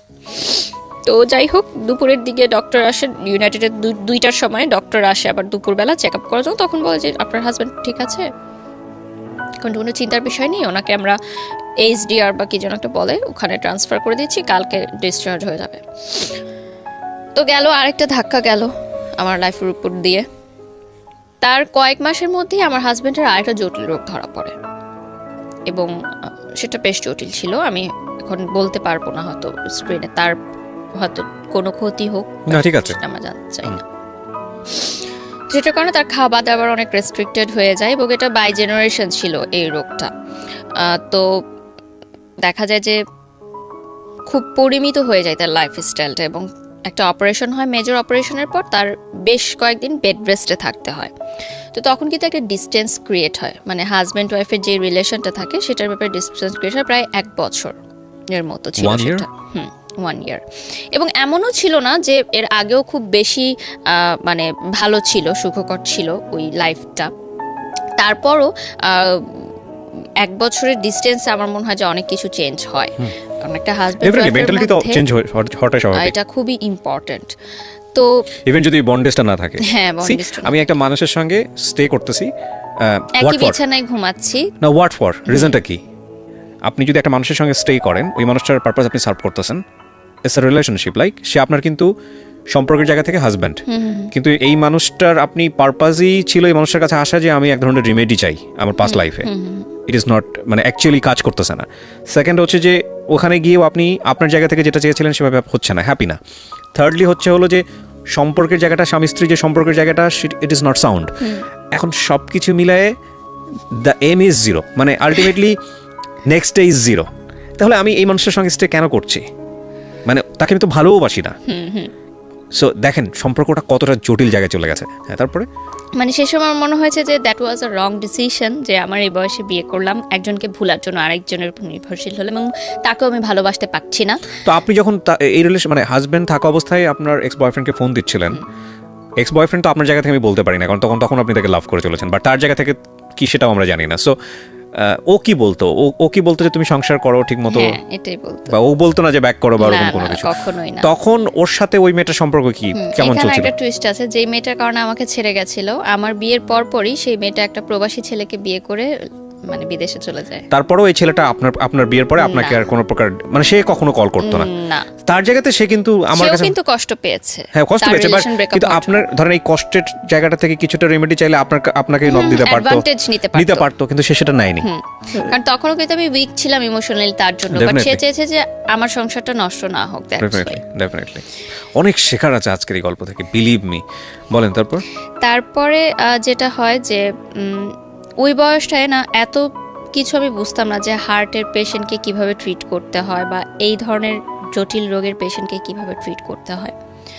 তো যাই হোক, তারপর একটা সময় সিদ্ধান্ত হলো যে আমরা আলাদা থাকবো, মানে আমার ভাসুরের বাসায় একসাথে না থেকে আমরা আলাদা থাকবো, কারণ ওখানে রুমেরও সংকট ছিল এবং তার ছেলেমেয়েরা বড় হয়ে যাচ্ছিল, আমার হাজব্যান্ডের এরকম প্রবলেম ছিল, জটিল রোগ ছিল। তো আমরা চেঞ্জ করে নতুন বাসা নিব। তখন আমার হাজব্যান্ড বলে যে একা কোনো বাসায় তোমাকে রেখে আমি মানে অফিসে যাব, সেটা আমার জন্য টেনশন হয়। তো আমার মায়ের বাড়িতেই আমরা একটা ফ্ল্যাটে ভাড়া থাকতাম, বাট আমার মা বাবা কখনোই সে ভাড়াটা নেননি। মানে এলাকার মানুষ হয়তো বুঝতো যে ঘর জামাই, কিন্তু আসলে সেটা না। আমার মা নিতেন না, কারণ মা জানতেন যে খুবই লিমিটেড আয় তার, সো এখানে ভাড়াটা কিভাবে নিবে, আমারই তো সন্তান থাকছে। বাট আমার রান্না আলাদা হতো এবং মা আমার পার্সোনাল লাইফে কোনো ইন্টারফেয়ার করতো না, মানে আমি আমার সংসার একদম টোটালি আলাদাই করতাম, আমার মা আমার মার মতো ছিল। তো ডোমেস্টিক ভায়োলেন্স কিন্তু কন্টিনিউ তখনও, সে একটু সন্দেহপ্রবণ ছিল। মানে আমি যে ইউনিভার্সিটিতে যেতাম, আমার মানে ছেলের বন্ধু ছিল না, কিন্তু আমার গ্রুপ স্টাডিজের কারণে প্রাইভেট ইউনিভার্সিটি যেটা হয় যে গ্রুপ করে দেওয়া হয় এবং আমাদের কিন্তু কন্ট্যাক্ট করতে হয় ফেসবুকে বা থ্রুতে। পড়াশোনার কাজেও কিছু ছেলেদের সাথে আমার কথা বলতে হয়, সেটাও তার অতটা পছন্দ ছিল না, এবং শ্বশুরবাড়িরও পছন্দ ছিল না যে আমার ছেলেদের সাথে পরিচয় থাকে। তো ওই যে আমার বয়ফ্রেন্ডের একটা বেস্ট ফ্রেন্ড ছিল যার কথা বলছিলাম, তার সাথে কিন্তু আমার কন্টিনিউ সম্পর্ক, কারণ সে আমাকে একটা সময় হেল্প করেছে ইনফরমেশনগুলো দিয়ে। সো তার প্রতি আমি কৃতজ্ঞ। তো সে মালয়েশিয়াতে পড়াশোনা করতে চলে যায় হায়ার স্টাডির জন্য, গ্র্যাজুয়েশনের জন্য। তো সে এত বছর পর মালয়েশিয়া থেকে যখন ব্যাক করে, সে বলে যে আমরা চলো দেখা করি। তাকে আমি জাস্ট ভাই ডাকতাম এবং সে আমাকে ছোট বোনের মতোই করতো।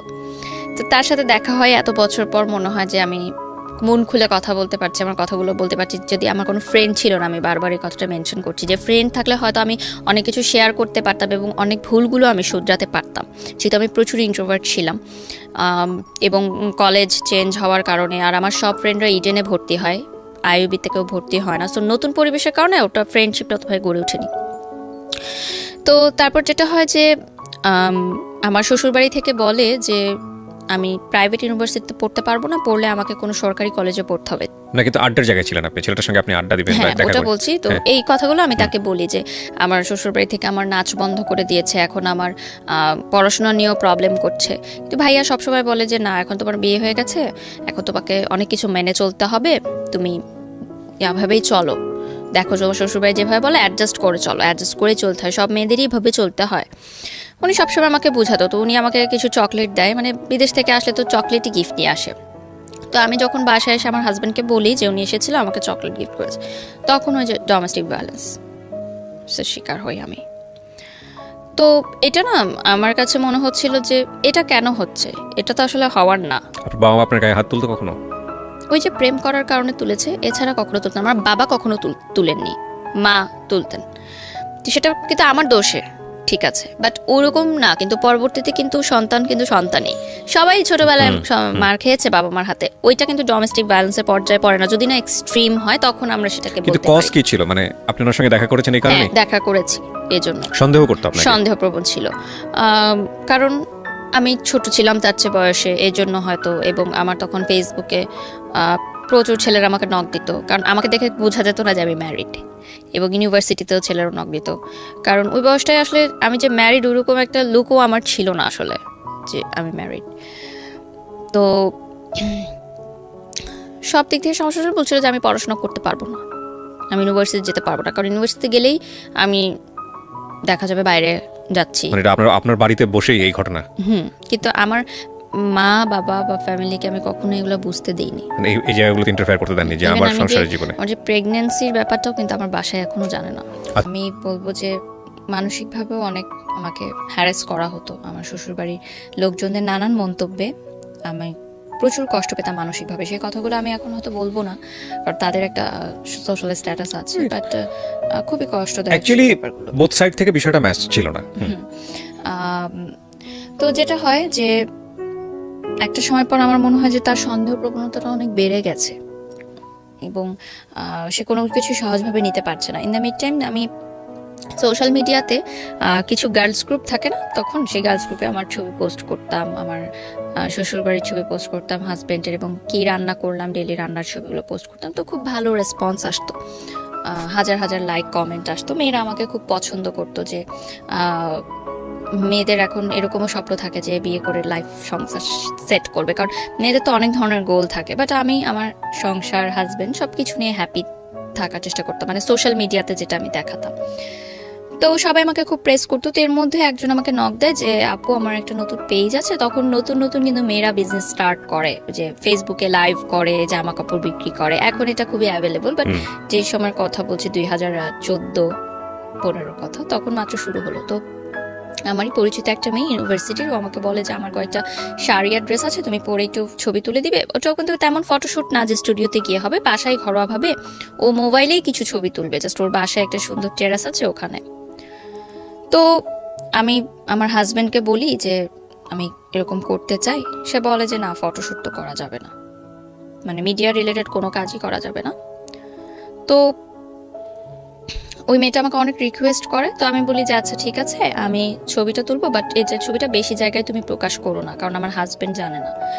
তো আমি যাই, ইউনিভার্সিটি শেষ হওয়ার পর আমি ছবিগুলো তুলি, এবং আমার মনে হয় কি যে আমি হয়তো কাজটা শেষ করে বাসায় এসে যদি তাকে বলি, তাহলে হয়তো জিনিসটা ইজি হয়ে যাবে।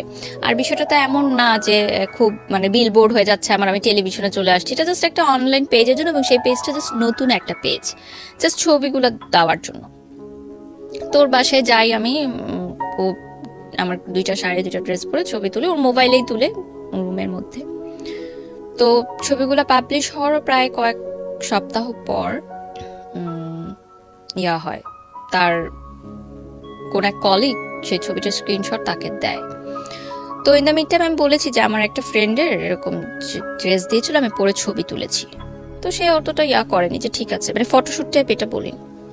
তারপর যখন তার কলিগরা একটা ছবি দিল, তারপর এটা সেম ডোমেস্টিক ভায়োলেন্স।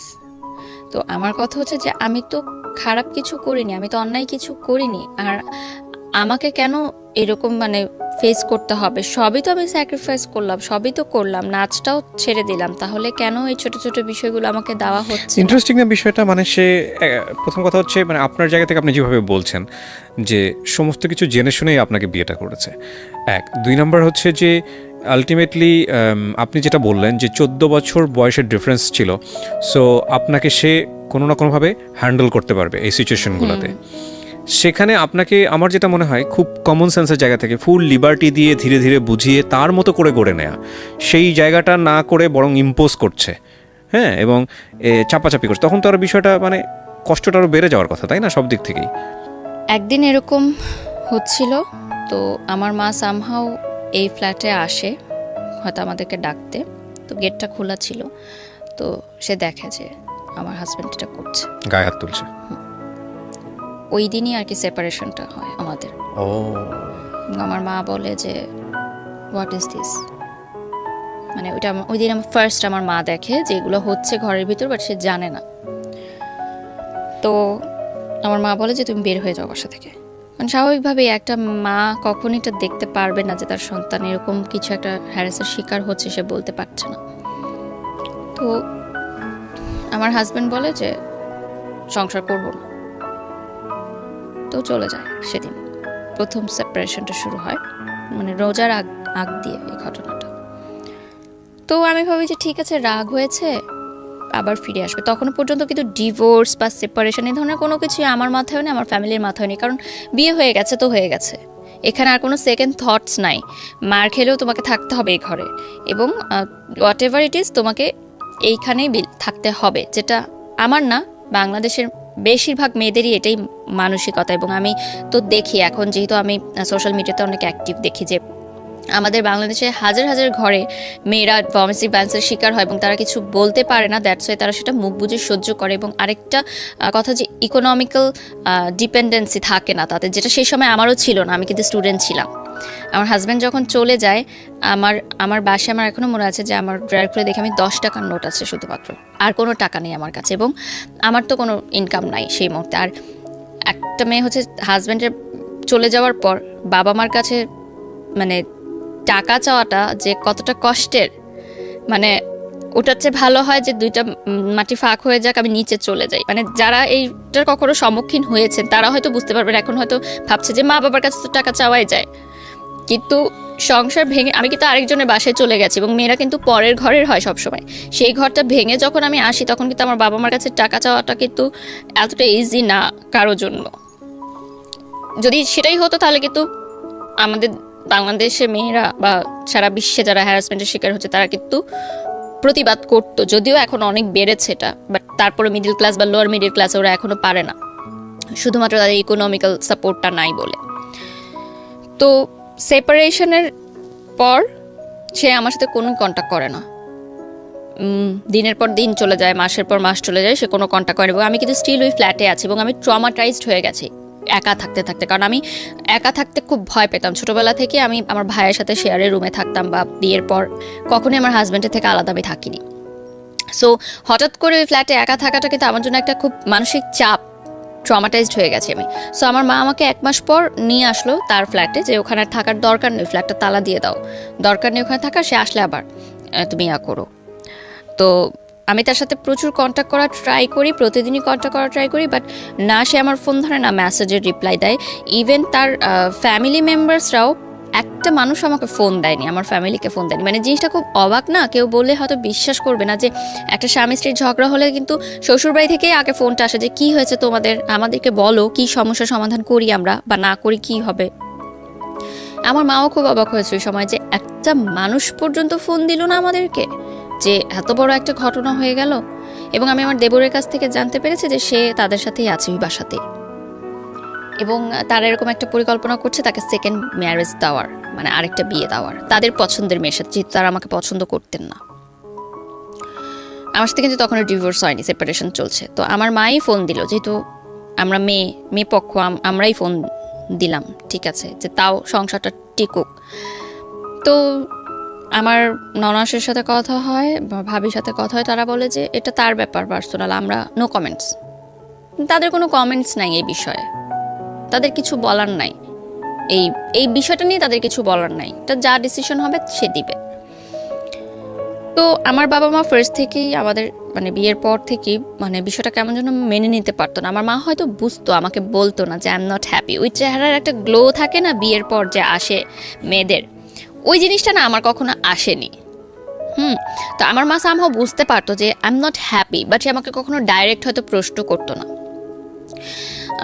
শুধু একদিনই প্রশ্ন করেছিল যে আমি অনেকদিন পর শ্বশুরবাড়ি থেকে এসেছিলাম, আমার মানে পুরো আমি কালো হয়ে গেছিলাম। তখন আমার মা জিজ্ঞাসা করেছিল যে তুমি রোদ্রে কোথাও যাও যে এত কালো হলো? তা আমি বলছিলাম যে আমার কাপড়গুলো আমি রোদে দিতে চাই, মানে বালতি ভরে কাপড় রোদে দিতে যেতাম।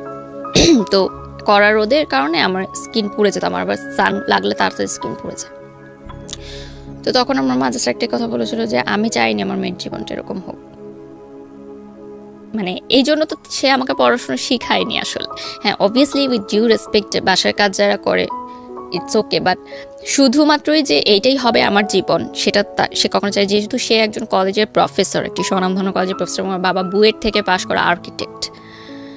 সো আমাদের ফ্যামিলি ব্যাকগ্রাউন্ড কিন্তু ওরকম না যে আমার চাচা ডাক্তার ছিলেন একজন, আমার অন্য চাচা প্রাইভেট টেলিকোম্পানিতে জব করেন, মানে সবাই খুব হাই পজিশনে আছেন। সেই জায়গা থেকে আমি এরকম হলাম। তো তারপরে যেটা হয় যে সেপারেশনের সময়টা আমার খুবই খারাপ কাটে এবং রোজার মাস চলে আসে। তো আমি বলি ঠিক আছে, আমি তো জানি আমার হাজব্যান্ড বাসায় আছে, আমি ইফতার নিয়ে যাব তার জন্য। ইফতারি নিয়ে গেলে আমাকে তো ইফতার করাবে, তখন আমি ইফতারের পর তাকে খুলে বলবো সব কিছু, যে কী সমস্যা, ঠিক আছে তুমি যেভাবে চাও আমি সেভাবেই হবো। এবং আমি ডিসাইড করলাম যে ঠিক আছে আমি বোরখা পরবো, আমি হিজাব পরবো, তাও আমার সংসারটা টিকুক। আমি হিজাব পরবো, বোরখা পরবো, দরকার হলে আমি পড়াশোনাও করবো না, আমার দরকার নেই পড়াশোনা করার, আমার এভাবে লাইফ চলছে চলুক, আমি করব, সংসার টিকাবো আমি। তারপরে নিচে যখন গেলাম আমার শ্বশুর বাড়িতে, আমাকে ঢুকতে দিল না বাসায়। তা আমি দারোয়ানকে ইফতারের ভাটিগুলো দিয়ে আমি তার পাশের গুলিতেই ছিলাম, যে হয়তো আমাকে ফোন দিবে, অ্যাটলিস্ট আজানের আগে তো ফোন দিবেই, কারণ আমরা মানে একটা আননোন পার্সনও যদি ইফতারের সময় আপনার দরজায় আসে, আপনি কি করবেন? তাকে ইফতারি করতে দিবেন, সে যতই খারাপ মানুষ হোক না কেন, আপনি তাকে এক গ্লাস পানি দিবেন, ইফতার করতে দিবেন রোজা ভাঙার জন্য। মানে এখনো এই যে রমজান মাস চলছে, আমার রোজা রেখে বলতে খুব কষ্ট হচ্ছে, তারপরও বলছি যে রোজার মাসটা আসলেই আমার একদম ভালো লাগে না। সবাই বলে যে সবাই অপেক্ষা করে এই মাসের জন্য, কিন্তু এই মাসটা আসলেই আমি ভালো থাকতে পারি না। আমার এখনো মনে পড়ে যে উত্তরা হাই স্কুলের উল্টা দিকে যে ফুটপাথটা আছে উত্তরাতে, আমার শ্বশুরবাড়ি ওই সেক্টরে ছিল। আজান দিচ্ছে, আমি তখনও বসা, আমি ফোনের অপেক্ষায় যে আমাকে ফোন করবে, ফোন করেনি। আমি ওখানে বসা, আমার কাছে পানিও নাই, সব দোকানপাট, ওখানে কোনো দোকানপাট ছিল না। তো ওই যে বিনামূল্যে ইফতার বিতরণ করে না, তারা এসে আমাকে একটা প্যাকেট দিয়ে গেল এবং তারা গাড়ি দিয়ে যাচ্ছিল, প্যাকেটটা ছুঁড়ে দিয়েছে, আমাকে এসে দেয়ও নি এমন। সো দ্যাট টাইম আমার মনে হয়েছে যে আমার লাইফ কোন পর্যায়ে চলে গেছে, যে আমি রাস্তায় বসে আছি, আমাকে ইফতারের প্যাকেট ছুঁড়ে দিয়ে চলে গেল। মানে আমি কি ভিখারির পর্যায়ে চলে গেলাম? আমার জীবনটা তাহলে কোথায় গেল? এবং আমার হাজবেন্ড, যার সাথে আমি 3-3.5 বছর সংসার করেছি, তার কি একটু বাদলো না যে আমি ইফতারটা করেছি কিনা, পানিটা খেয়েছি কিনা? মানে কি এমন হলো যে এতটা নিষ্ঠুর হয়ে যায় একটা মানুষ? তো আমি জাস্ট পানির বোতল থেকে পানি খাই, আমি ইফতারটা খাই না, আমি চলে যাই বাসায় গিয়ে আমি আমার মাকে বলি যে হ্যাঁ আমি ইফতার করেছি। আমি কিন্তু এগুলো বলি না, বললে আমার মা সেটা নিতে পারবেন না। আমি না ছোটবেলা থেকে সবসময় চেয়েছি যে আমার প্রবলেমগুলো আমার মধ্যেই থাকুক, কারণ আমি ছোট থেকে দেখেছি আমার মা অনেক কষ্ট করে আমাদেরকে আয় করে, চাকরি করে, টিউশনি করে আমার ভাইকে আমাকে বড় করেছে, এবং যৌথ পরিবার ছিল, অনেক মানুষ ছিল, সবার মধ্যে থেকে আমাদেরকে ভালো রেখেছেন। তা আমি চাইনি যে এক্সট্রা কোনো হ্যারাসমেন্ট মানে তাকে হোক, তার কোনো চিন্তা হোক আমাকে নিয়ে এক্সট্রা। এই জন্য আমি তাকে কখনো এগুলো শেয়ার করতাম না। তো তারপরে আমি তাকে ফোন দিয়ে বলি যে আমি কি অপরাধ করলাম যে এরকম হয়ে যাচ্ছে। ইন দ্য মিড টাইম আমার স্কুল মানে ইউনিভার্সিটির একটা ফ্রেন্ড আছে, ও চিটাগংয়ের ছেলে ছিল। আমার শ্বশুরবাড়ি যেহেতু চিটাগংয়ে, ও আমাকে বলে যে দোস্ত, আমার কেন যেন মনে হচ্ছে এখানে বিষয়টা একটু অন্যরকম। হ্যাঁ, আমার মনে হয় কি, তুই তো বিয়ের আগে কখনো ওনার সম্পর্কে কোনো মানে হিস্ট্রি জানিসনি। একটা বিয়ের আগে অ্যারেঞ্জ ম্যারেজে ছেলে বা মেয়ের হিস্ট্রি কিন্তু জানাটা খুবই ইম্পর্টেন্ট, যে সে পাস্টে কী ছিল বা কী। সে ফুল পড়াশোনা চিটাগংয়ে করেছে, তারপর ঢাকায় এসে সে চাকরি করতো। সে আমাকে বলে যে আচ্ছা তুই আমাকে একটু ওনার ইউনিভার্সিটির ঠিকানাটা দে, আমি ওই ব্যাচের যে ছেলেমেয়েরা ছিল তাদের কাছ থেকে একটু ইনফরমেশন নেই যে আসলে সে কেমন মানুষ ছিল, মানে হঠাৎ কি এমন হলো এরকম। একটা অবাক ঘটনা আমি জানতে পারি যে তার আগেও একটা বিয়ে হয়েছিল। মানে এটা তার সেকেন্ড ম্যারেজ ছিল, যেটা সে আমার কাছে গোপন করেছিল। এবং ওই ইউনিভার্সিটিতে ওই ব্যাচের সবাই এটা জানে, এবং চিটাগংয়ে সবাই জানতো যে সে ম্যারিড, ওই মেয়েটার কথা। এবং ওই মেয়েটার কথা আমিও জানতাম। সে আমাকে বলছিল যে তার এক্স গার্লফ্রেন্ড, তার সাথে জাস্ট প্রেম ছিল ইউনিভার্সিটি লাইফে, সেটা পরে ভেঙে গেছে, কিন্তু সেটা যে বিয়ে পর্যন্ত গড়িয়েছে সেটা আমাকে কিন্তু সে বলেনি। এটা আপনি শুনলেন চারপাশ থেকে, কিন্তু প্রমাণ কি পেলেন? প্রমাণ আসলে কি, আমার মাকে যখন আমি এই ঘটনাগুলো বললাম এবং আমার ওই ফ্রেন্ডও এসে বললো যে আন্টি আমি এগুলো ইনফরমেশন পেয়েছি তার কাছ থেকে, এবং আমাকে যে মেয়েটার নাম বলেছিল আমি কিন্তু ওই ফ্রেন্ডকে নামটা বলিনি, যে আমি বলছি তুই জাস্ট ইনফরমেশন নে, ও ইনফরমেশনটা নিয়ে কিন্তু সেম নামটাই আমাকে বললো। তখন কিন্তু আমি যোগসূত্রটা মিলেছি যে ঠিক আছে, কারণ আমি নামটা তাকে ইচ্ছা করে বলিনি, যে আমি জানতে চাইছি যে সেদিক থেকে কি খবরটা আসে। ওরা যেহেতু চিটাগংয়ের স্থানীয় ছিল, তো চেনা জানা ছিল ওর।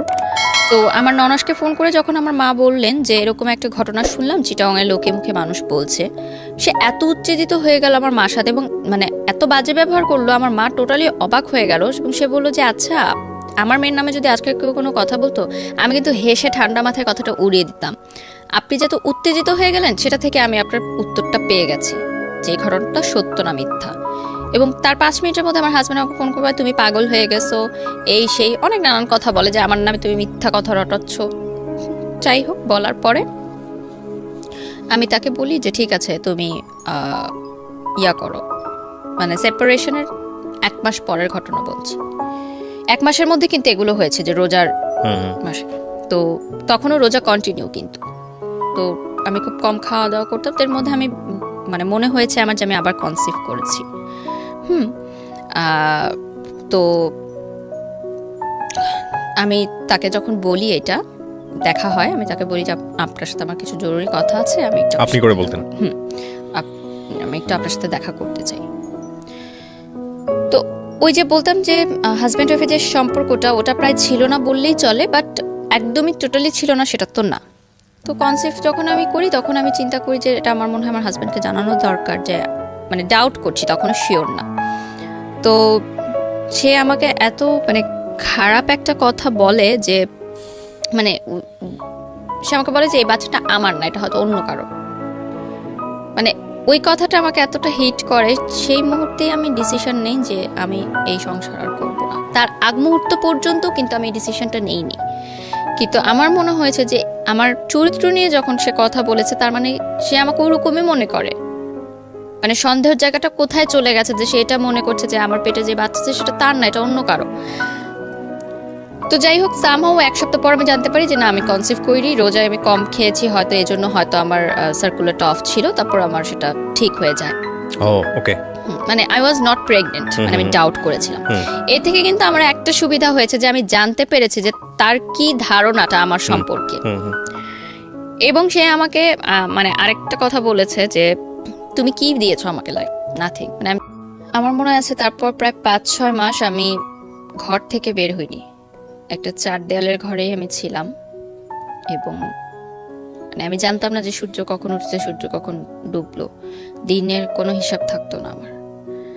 মানে আমি এতটা মানসিকভাবে ভেঙে পড়লাম যে প্রথম যাকে ভালোবাসলাম তাকেও পেলাম না, সেই ভালোবাসা ভুলার জন্য যে বিয়েটা করলাম সেটাও আমার টিকলো না। তো এত বছর ধরে মানে 23 ইয়ার্স তখন আমার মানে হবে, আমি নো অ্যাচিভমেন্ট, আমার কোনো ইনকাম নাই। ওই টাইমটাই কিন্তু আমার ফ্রেন্ডরা অলরেডি ভার্সিটি কমপ্লিট করে মানে অ্যাটলিস্ট কিছু একটা করছে পার্ট টাইম বা কিছু। আমি সিদ্ধান্ত নিই যে না, এভাবে 5 মাস থাকার পর আমার মনে হয় যে আমি খুব মেন্টালি ডিপ্রেসড, আমি ব্রোক ডাউন এবং আমাকে মুভ অন করতে হবে। তো আমার যে মালয়েশিয়াতে যে আমার ভাইয়া ছিলেন উনি আমাকে বললেন যে, এবং আমার ফ্যামিলি থেকেও বললেন যে তুমি বিদেশে চলে যাও পড়াশোনা করতে, it will be better for you, মানে মাস্টার্স করতে। কারণ আমার রিলেটিভসরা বাংলাদেশে যেরকম হয়, রিলেটিভদের হাজারো প্রশ্ন, কি হয়েছে বে কেন এখনো বাপের বাড়িতে থাকে, হাজবেন্ড কোথায়, নিজের ঘরের খাবার নাই, অন্যের জিনিস নিয়ে ফ্যামিলি প্রোগ্রামে কেন অ্যাটেন্ড করছে না, হাজবেন্ড ওয়াইফ সহ এভরিথিং। অ্যান্ড আমরা যেহেতু স্থানীয় ছিলাম সো বুঝতো যে আমার হাজবেন্ড আর বাসায় আসে না এই বাসায়, সো এলাকার মধ্যেও কিন্তু একটা কথাবার্তা শুরু হয়ে গেছিল যে মনে হয় মেয়ের তালাক হয়ে গেছে। তখন কিন্তু স্টিল আমার ডিভোর্স হয়নি। তো সেই সময়টা আমি চিন্তা করলাম যে আমার হাতে কোনো টাকা নেই, আমি কি করব। তো আমার বললাম যে স্কলারশিপ আমি পেতাম, তো আমার লাস্ট স্কলারশিপে যে টাকাটা আমাকে 3,500 করে টাকা দেওয়া হতো বোর্ড থেকে, সেই টাকাটা আমি তুললাম। তোলার পর আমি মনে করলাম যে আমি, আমার মাই বললো আমার ফ্যামিলি থেকে যে নাচের ক্লাসটা আবার কন্টিনিউ করতে। এটা কি মানে তখনও ডিভোর্স হয়নি? না, সেপারেশন। ওকে, কারণ এইভাবে ঘরে থাকলে তো আমি পাগল হয়ে যাবো। আর তখন আমার ভার্সিটি কিন্তু সেমিস্টার শেষ, জাস্ট থিসিস পেপার বাকি, ওটা কিন্তু বাসায় বসেই করতে হচ্ছে আমার। তো নাচের ক্লাস কন্টিনিউ শুরু করলাম। শুরু করার পর তখন আর্নিংটাই আমার কাছে মেইন ছিল। তো বিদেশে যাব পড়ালেখা করতে, এরকম একটা প্রিপারেশন নিলাম, মালয়েশিয়াতে যাব, স্টুডেন্ট ভিসা প্রসেসিং করতে বেশ কিছু টাইম লাগে, সেই টাইমের মধ্যে আমি নাচটা শুরু করি আবার। এবং ফটোশ্যুটও শুরু করি, যে কাজগুলো আমি এর আগে না করে দিয়েছিলাম সেগুলো শুরু করি। একটা কথা এখানে মেনশন করা জরুরি যে সেই সময় মিডিয়ায় কাজ করাটা ইম্পর্টেন্ট ছিল না, আমার জন্য ইম্পর্টেন্ট ছিল টাকাটা। আমার চলতে হবে, আমার টাকাটা লাগবে, এবং আমি স্টুডেন্ট ভিসার জন্য যেই সব প্রিপারেশনের খরচ লাগছে, যাওয়া আসা বা টুকটাক যে খরচ, ওগুলো চাচ্ছিলাম যে আমি দিই। বড় অঙ্কের টাকাটা আমার পরিবার থেকেই দেওয়া হয়েছে, আমার মা যথেষ্ট সহযোগিতা করেছে সেদিক থেকে। তো আমার সেই সময় আমি এমনও দিন গেছে যে 500 টাকার জন্য আমি নাচ করেছি, আমি 1000 টাকার জন্য 20টা শাড়ি পরেছি। মানে that time quality was not a matter, work was not a matter, remuneration was just a number for me. That time আমার বিজি থাকতে হবে, which is very important, যে বিজি থাকলে আমি ভুলে থাকতে পারবো সবকিছু, এবং আমার আর্নিংও হচ্ছে। সো আমি দেখলাম ভালো, সবাই অনেক ভালো রেসপন্স করছে আমাকে, আমার নাচ নিয়ে ভালো রেসপন্স করছে, শুট নিয়ে ভালো রেসপন্স করছে, আমি ভালো কাজের অফার পাচ্ছি। অবশ্যই অনেক বাজে প্রস্তাবের সম্মুখীন আমার হতে হয়েছে যখন একটা নতুন মেয়ে মিডিয়াতে কাজ শুরু করে, যে কোনো সেক্টরে, আমি শুধু মিডিয়ার দোষ দিব না। অনেকেই সেটার মানে বাজে ফায়দা নিতে চায়, যেটাকে বলে হয়তো তারা মিডিয়া রিলেটেডও না, কিন্তু মিথ্যা প্রলোভন দেখায়, সেই প্রলোভনে অনেক মেয়ে ফাঁদে পা দিয়ে দেয়। সেটা আমি অনেকভাবে কাটিয়েছি, কারণ এর আগে আমি জীবনে অনেক কিছু দেখে এসেছি, তো আমি খুব বুঝতে পারতাম জিনিসগুলো। তো এরপর আমার নতুন জীবন শুরু হয় মালয়েশিয়াতে। আমি মালয়েশিয়া চলে যাই পড়ালেখা করতে, মাস্টার্স করতে মিডিয়া কমিউনিকেশন নিয়ে। আমার যে ভাইয়াটা ছিল, আমি ডর্মে উঠে গিয়ে আমাদের ইউনিভার্সিটির, আর যেহেতু নতুন দেশ কিছু চিনি না, সো অবভিয়াসলি উনি হাতে ধরে সবকিছু চিনায়, মালয়েশিয়ার প্রতিটা রাস্তা, রোড, পড়াশোনা কিভাবে করতে হবে। এই ভাইয়াটা কি মানে আপনার এক্স বয়ফ্রেন্ডের best friend, still now best friend ছিল, বাট তাকে নিয়ে আমার কোনো কথা হতো না। জাস্ট জানতাম হ্যাঁ সে ভালো আছে, তার এখনো বিয়ে হয়নি, সে ভালো আছে এবং সে লয়ার হয়ে গেছে। এখানে একটা টুইস্ট হচ্ছে যে মালয়েশিয়াতে যাওয়ার আগে, স্টুডেন্ট ভিসা নেওয়ার আগে, যখন আমি এয়ারপোর্টটা পার হব, আমার কিন্তু পাসপোর্টে আমি মানে সিঙ্গেল করেছিলাম পাসপোর্টটা, সো তার আগে আমার ডিভোর্স দেওয়াটা জরুরি ছিল। আর আমার ডিভোর্সের লিগ্যাল লয়ার ছিল আমার এক্স বয়ফ্রেন্ড, কারণ দ্যাট টাইম আমি কাউকে চিনতাম না, মানে কোনো লয়ার চিনতাম না, এবং আমি ফ্যামিলিতে বলিনি যে আমি ডিভোর্স সাইন করছি, কারণ আমার ফ্যামিলি বলেছে যে তুমি ডিভোর্স দিও না যতক্ষণ না পর্যন্ত ছেলে ডিভোর্স দেয়। এবং একটা কথা যে আমার দেনমোহর কাবিননামা কোনো টাকাই আমার শ্বশুরবাড়ি বা আমার হাজবেন্ড পরিশোধ করেনি। যাই হোক, ওইটা আলাদা একটা চ্যাপ্টার, কিন্তু আমার কাছে এখানে সবচেয়ে বড় টুইস্টের জায়গাটা হচ্ছে আপনার এক্স বয়ফ্রেন্ড।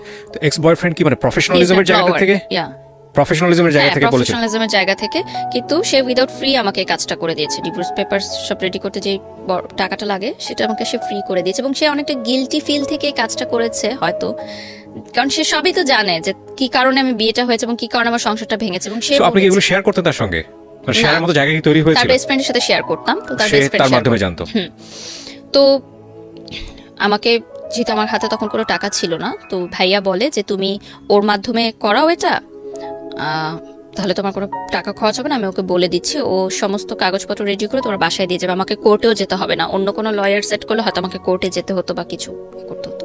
তো আমার বাসার কাছে সে একটা রেস্টুরেন্টে নিয়ে আসে ডিভোর্স পেপার, তো আমি সাইন করে দিই। আমি অনেক কান্না করি সেদিন, মানে সে আমার চোখের দিকে তাকাতে পারছিল না, সে জাস্ট বলছিল তাড়াতাড়ি সাইন করো, আমার কাজ আছে, আমার যেতে হবে।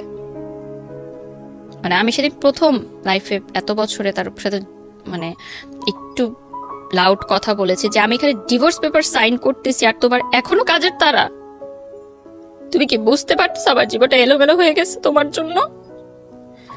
সে আমার চোখের দিকে তাকাতে পারছিল না, একবারও সে তাকায় নাই, আমার দিকে মুখ তুলেও সে তাকায় নাই, এবং মানে এমন একটা অ্যাটিটিউড করছিল যে সে চিনে না আমাকে, আমি কে। সে একজন লয়ার, আমি তার ক্লায়েন্ট। তো ডিভোর্স পেপার সাইন করার পর আমি মানে বাসার গেট পর্যন্ত ঢুকে আমাদের সিঁড়িঘর থেকে আবার দেখা যায় যে সিঁড়ি দিয়ে উপরে উঠছি কিনা, সিঁড়িঘরে একটা জানালা আছে, তো আমি জানালা দিয়ে দেখি সে নিচে দাঁড়িয়ে আছে, দেখার জন্য যে সিঁড়ি দিয়ে উপরে উঠছি কিনা উপরে। তো উপরে ওঠার পর আমি তাকে ফোন দিই, আমি কি ব্যাপার তুমি তাকে ছিল কেন? আমি জাস্ট দেখতে যাচ্ছিলাম তুমি সেফলি ঘরে পৌঁছালো কিনা। মানে সেও বুঝেছে যে এই সিচুয়েশনটা যে একটা মেয়ের হচ্ছে সেটা সেই ঘটনা থেকেই। তখন আপনি তাকে লাভ করেন? লাভ করি, বাট মানে তখন এমন একটা ইয়া ছিল যে সে ফেরত আসলে আমি তাকে কখনো গ্রহণ করব না। বিশাল একটা অভিমান বা পর্দা তৈরি হয়ে গেছে, যে এখন এত কিছু হয়ে গেছে, এখন তো আর পসিবল না। ভয়ঙ্কর রকমের একটা কষ্ট, ঘৃণা, হ্যাঁ স্টিল লাভ করতাম। আরো কষ্টটা ছিল যে যেই মেয়ের কারণে আমাকে ছেড়ে গেল সেই মেয়ের সাথে কেন তাহলে তুই থাকলি না।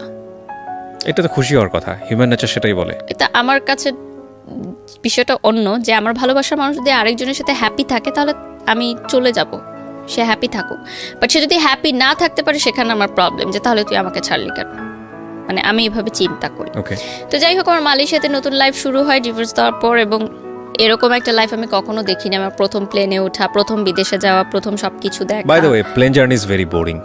আমি আমার ওঠার আগ পর্যন্ত আমি মানুষকে জিজ্ঞেস করতাম যে প্লেনে উঠছেন কেমন লাগছে, উঠছেন, খুবই বোরিং। খুবই বোরিং একটা জার্নি, এ ব্যাপারে কোনো সন্দেহ নাই। এর চেয়ে ভ্যানে চড়া অনেক ভালো, 4-5টা দেখা যায় অ্যাটলিস্ট। ওকে, যাই হোক।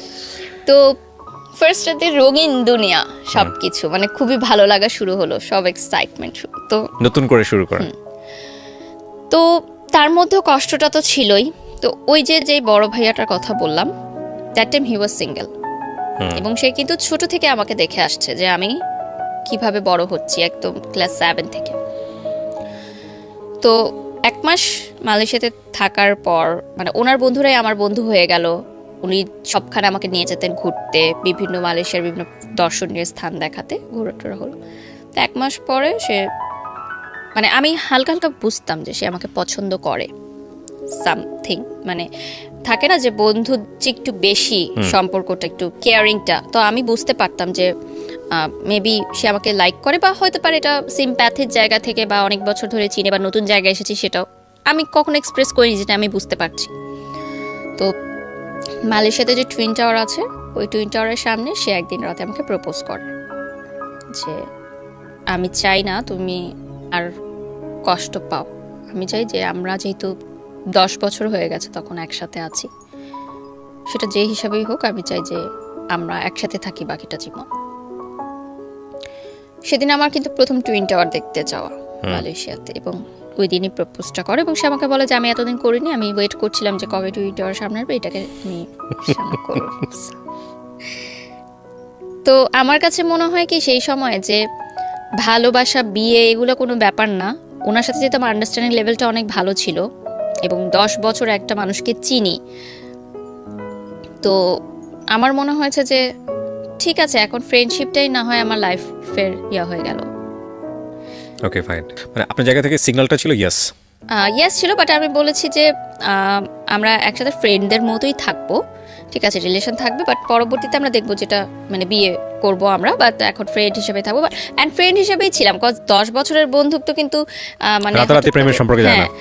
সো আমাদের মধ্যে না ভালোবাসা যে বড় ছিল কি, যে যে বন্ধুত্বের যে সম্পর্কটা এবং কমফোর্ট জোনটা এমন ছিল যে আমি আমার বাবা মার সাথে যেটা বলতে পারতাম না, সেটা আমি ওনার সাথে বলতাম। তো দ্যাট টাইম আমি এতটা ব্রোকেন ছিলাম যে আমার মনে হয়েছে যে আমার কারো একটা হাত ধরা দরকার আমার বেঁচে থাকার জন্য, এবং সে আমাকে অনেক ভালোভাবে বুঝতো। লাইক আমি যদি মানে চুপও থাকতাম, কিছু নাও বলতাম, সে বলে দিত যে এখন ওর কফি খেতে ইচ্ছা করছে, বা এখন ও পাস্তা খাবে, মানে আমি কিছু বলার আগে সেটা বলে দিত। সো এই জিনিসটা আমাকে অনেক অবাক করতো যে একটা মানুষ এত ভালোভাবে কিভাবে আমাকে রিড করতে পারে। তো শুরু হলো আমার আরেকটা নতুন অধ্যায় লাইফের। সেই সময় সিকিউরিটিও কিন্তু একটা বড় ব্যাপার ছিল, নতুন দেশ, নতুন জায়গা, সব কিছু মিলেই পড়াশোনার হেল্পের ব্যাপারে, এবং একটা পার্ট টাইম জবও করতাম আমি ইনকামের জন্য। তো সব কিছু মিলে ওই সময় আমার দাদি মারা গেলেন, এবং আমার মনে আছে ফ্লাইটের আগের দিন আমার দাদি বলছিলেন, অনেক কান্নাকাটি করছিলেন যে যেও না মা, যেও না, যেও না দাদু, যেও না। তো বলছি কেন যাবো না, কেন, আমি তো আবার আসবো, যদি এটাই শেষ দেখা হয়। তখন আমি বলছি কেন এরকম কথা বলো, এরকম কথা কেন বলো, আমি তো আবার আসবো, আর মালয়েশিয়া তো কাছেই, আমি সেমিস্টার ব্রেকেই চলে আসবো। তো সে যখন মারা যায়, আমার পাসপোর্টটা ইউনিভার্সিটির কাছে ছিল। যারা বিদেশে পড়াশোনা করতে গেছেন তারা হয়তো জানেন যে কিছুদিন 15 দিন ওই ইউনিভার্সিটির কাছে পাসপোর্টটা জমা রাখতে হয়। সো আমি কিন্তু বাংলাদেশে যেতে পারিনি, আমার দাদিকে আমার শেষবার মতো আমি দেখতে পারিনি। তো ওই জায়গাটা আমাকে খুব কষ্ট দেয় যে আজকে যদি আমার দাদি না হয়, আমার অন্য কেউ হতো, তাহলেও তো আমি যেতে পারতাম না।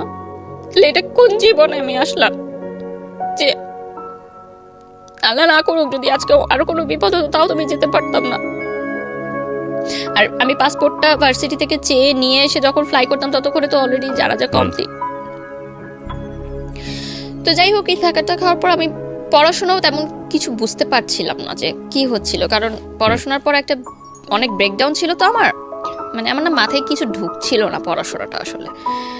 আর ওখানে তো ল্যাঙ্গুয়েজও একটু প্রবলেম হতো। আমার মালাই ইউনিভার্সিটি মানে যেটা ছিল, ওখানে মালয় ভাষাটাই, ইংলিশটাই বলতে পারতো, একটু মালয় অ্যাকসেন্টে বলতাম, ইংলিশটাও তো ভালো বুঝতাম না। এবং আমাদের দেশের সাথে ওই দেশের পড়াশোনার ডিফারেন্সটা অনেক হিউজ। যারা গ্র্যাজুয়েশন কমপ্লিট করে বাইরের দেশে মাস্টার্স করে তাদের জন্য একটু ইজি হয়, বাট যারা দেশ থেকে গ্র্যাজুয়েশন করে যায় তাদের কিন্তু অনেক বড় একটা ধাক্কা খেতে হয়। যারা আমার সাথে দেখছে তারা হয়তো রিলেট করতে পারবে, যাদের স্টাডি এক্সপিরিয়েন্স আছে। তো আমি ওই ধাক্কাটা খাই অনেক বড়, এবং ওখানে গিয়ে দেখি যে পড়াশোনাটা অনেক ম্যাথস, অনেক হিউজ, এবং নিজেকেই সব কিছু করতে হবে। টিচার তোমাকে এসে পড়িয়ে দিবে না। প্রাইভেট ভার্সিটিতে কি হতো, টিচাররা তোমাকে এসে পড়িয়ে দিত, এই কয়েকটা স্লাইড নাও পড়ো, এটাই এক্সাম হবে। ওরকম ছিল না, ওখানে ওপেন বুক এক্সাম হতো। I was like totally blank, এবং আমি এতটা মেন্টালি শকড ছিলাম সব কিছু নিয়ে যে পড়াটা মাথায় ঢুকছিলই না আমার কোনোভাবে। মানে আমি রাতে চিৎকার করে কাঁদতাম যে আমি পড়তে চাই না, এবং life was so lonely there, you know, family নাই। আমি খুব ঘর কোনো মেয়ে ছিলাম, ডরমে ছিলাম, খাবারের বুঝতাম না কি খাবার অর্ডার করতাম, ভালো মানে টেস্ট নাই, আবার চেঞ্জ করতাম, আবার অর্ডার করতাম। মানে এগুলো আমার মাথায় এতটা বেশি প্রেশার নিচ্ছিল যে আমি আর নিতে পারছিলাম না। আমি একটা বাচ্চাদের হোস্টেলে চাকরি করতাম, ওখানে বাচ্চাদের দেখাশোনা করার জন্য ছোটো সেটা 2 মাস করেছি। তারপর সেটাও আমি আর কন্টিনিউ করতে পারিনি। আমার কোনো কিছুতে আমার মন বসছিল না টোটালি রূপে। সো আমার তখন প্রেজেন্ট যে বয়ফ্রেন্ড ছিলেন, ও বললো যে তুমি একটু বাংলাদেশে যাও। বয়ফ্রেন্ড বলতে আলটিমেটলি ফ্রেন্ড, বন্ধু। বাংলাদেশে যাও, একটু ব্রেক নাও, ইউ নিড আ ব্রেক, এবং তুমি একটু কাউন্সিলিং করাও। সেই সময় আমি বাংলাদেশে এসে প্রাভা হেলথ কেয়ার সেন্টারে 1 মাস আমি কাউন্সিলিং করাই। তো বাংলাদেশে আসার পর আমি মিডিয়াতেও কাজ করা শুরু করি, এবং ট্রিটমেন্ট নেওয়ার পর একটু ঠিক আছে সুস্থ হই। তো যেটা হয় যে আমি বলি যে ঠিক আছে এখন আমি আর মালয়েশিয়া ফেরত যেতে চাই না, আমি মাস্টার্স ড্রপ আউট, মাস্টার্স করতে চাই না, আর আমি পড়াশোনা করতে চাই না, আমি লাইফে সেটেলমেন্ট চাই। এবং আমি আমার ফ্যামিলি থেকে বলে যে স্বাভাবিকভাবেই তখন যে বয়সটা আমার ছিল, মানে 25-এর আগে বলছি, যে 24 বছরের কথা বলছি, মানে 1 বছর বা তার 1.5 বছর আগের কথা। আমি বলেছি আমি কমিটমেন্ট চাই, বাসায় বলো বিয়ের জন্য, কারণ আমি চাই না যে সেকেন্ড টাইম আমার বিয়ে নিয়ে কোনো প্রবলেম হবে। যদি বিয়ে পর্যন্ত না গায় আমি কন্টিনিউ করব না, এরকম আমার একটা থিঙ্কিং ছিল।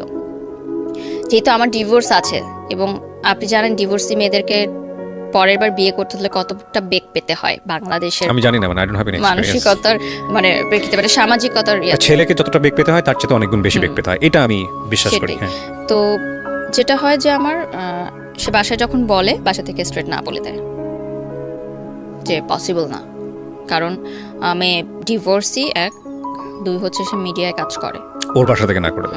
তারপরও মিডিয়ায় কাজ করে, এটা কিন্তু শুধু মেয়েদের সমস্যা না, এটা ছেলেদের সমস্যা। মানে মিডিয়ার মানুষ মানে মিডিয়ার মানুষ মানেই ধরে নেওয়া হয় যে এদের ঝামেলা আছে এবং সংসার টিকে না। এটা আসলে সংসার টিকে না বলতে যেটা যে শুধু তা না, মানে ক্যারেক্টারগত ব্যাপারও বলা হয়। এটা আমি বলছি না যে মিডিয়ার সবাই ধোয়া তুলসীর পাতা, নট লাইক দিস, প্রকাশ হয় বেশি, এক্স্যাক্টলি ফোকাসড হয় অনেক। তারপরও সে বলে যে ঠিক আছে আমি পরবর্তীতে মানিয়ে নিব, আমরা চালিয়ে যাই।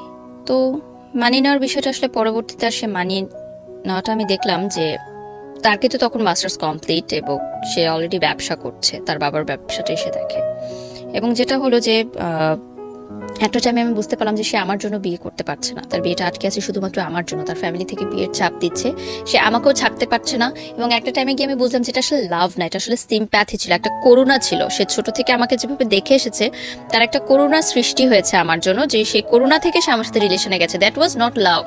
সেম থিং এগেইন, কারণ লাভের যে সম্পর্কগুলো থাকে, বয়ফ্রেন্ড গার্লফ্রেন্ডের যে সম্পর্কটা থাকে, সেটা ছিল না। কিন্তু ওই হলো পার্টি মাস্তি, ফ্রেন্ড দোস্ত, তুই ডাকতাম আমি তাকে। মানে একটা টাইম যাওয়ার পর আমি মনে হচ্ছে যে ওই ক্লাস 7-এর প্রেমটা কিন্তু আমি আর পাইনি। মানে ওই প্রেমটাই আমাকে নাড়া দেয়, যে আমি তো প্রেম ওভাবেই করতে চেয়েছি যে তার বাসার সামনে দিয়ে গেলে আমার হার্টবিট বেশি হবে, তার নামটা শুনলে আমার মানে অস্থির লাগবে, তার জন্য আমি অলওয়েজ ওয়েট করব। আমি জানি না এই অসহ্য যন্ত্রণাগুলো মানুষ কেন এতটা পছন্দ করে, ভয়ঙ্কর যন্ত্রণাজনক জিনিস। মনে হলো যে এটা শুধু বন্ধুত্ব, ফ্রেন্ডশিপ অ্যান্ড মানে একটা বলে না লাইক অ্যান্ড লাভের মধ্যে কিন্তু একটা খুব চিকুন একটা লাইন আছে। ওকে, সেই লাইনটা কিন্তু অনেকে বুঝতে পারে না, অনেকে লাইকটা কিন্তু লাভ মনে করে, বাট এটা কিন্তু পরবর্তীতে গিয়ে মানুষ রিয়েলাইজ করে যে টু থিংস আর ডিফারেন্ট, এবং এটাকে এক করাটা কিন্তু বোকামি। কারণ লাইক নিয়ে আসলে বেশি দিন চলা যায় না, একটা মানুষকে পছন্দ করেন সেটা নিয়ে আসলে সংসার করা যায় না। তো সামহাও যেটা আমি বুঝতে পারলাম যে আমার তরফ থেকে এবং তার তরফ থেকেও জিনিসটা মিউচুয়ালি আন্ডারস্ট্যান্ডিংয়ে জিনিসটা হলো যে ঠিক আছে আমি অন্য জায়গায় ট্রাই করব, আমি অন্য জায়গায় বিয়ের জন্য দেখবো, তুমি তোমার বিয়ের জন্য দেখো। এর মধ্যে তার বাবা মার সাথে আমার একবার সিটিং হয়। তার বাবা মা আমাকে মানে বলে যে আমাদের ফ্যামিলিতে এরকম কোনো ইয়া নেই যে ডিভোর্সি মেয়ে আমরা বিয়ে দেওয়াই, এবং তুমি একসময় নাচ করতে মিডিয়াতে কাজ করো, এখনও বিয়ের পর মিডিয়াতে কাজ করতে পারবে না, হিজাব পড়তে হবে এবং ডিভোর্সি ব্যাপারটা এটা গোপন রাখতে হবে ফ্যামিলির কাছ থেকে, যেটা পসিবল না আমার পক্ষে, কারণ সোশ্যাল মিডিয়ার যুগে কিন্তু এখন কোনো কিছু গোপন থাকে না। যেহেতু আমি আমার হাজব্যান্ডকে নিয়ে অনেক পিকচার শেয়ার করতাম এবং স্টিল 4 ইয়ার্স হয়ে গেছে আমার ডিভোর্সের, এখনও মানুষজন ছবিতে আমি কোনো একটা ছবি পোস্ট করলে সেখানে আমাকে প্রচুর বাজে মন্তব্য পেতে হয় মানুষজনের। আজকের এই এপিসোডটা দেখার পর হয়তো যারা বাজে মন্তব্য করতেন তারা হয়তো কিছুটা হলেও বুঝবেন যে এমনও আমাকে শুনতে হয়েছে যে হাজব্যান্ডের টাকায় 4 বছর প্রাইভেট ইউনিভার্সিটিতে পড়ে তারপর ছেড়ে দিয়েছে। না, আমি যে কথাটা বললাম যে অসংখ্য বাজে মন্তব্য আসবে, বাজে মন্তব্য আসবে, কিছু থাকে না যে বুঝেই না, জাস্ট একটু দেখেছে, দেখেই ওখানেই কমেন্টস করা শুরু। মানে ফেসবুকটা হয়ে গেছে কিছু কিছু মানুষের জন্য, কিছু কিছু না, অনেক মানুষের জন্য আমি বলবো ইটস হিউজ গ্রুপ। সোশ্যাল বুলিংটা বন্ধ করা, social bullying and it's like মানে নিজের যত রকমের প্যাম্পার্ড অবস্থা আছে, যত রকমের ফ্রাস্ট্রেশন আছে, সেটা উগরে দেওয়ার জায়গা হচ্ছে ফেসবুক। এবং যখন আমার রিলেশন হলো, আমার আগের হাজবেন্ডের ছবিগুলো কিন্তু তাকে ইনবক্স করতো, দুনিয়ার মানুষ চিনি না, চেনে না, বলতে যে আপনি কি জানেন ওনার এর আগে বিয়ে ছিল, এই দেখেন ওনার হাজবেন্ডের ছবি ভিডিও সহ।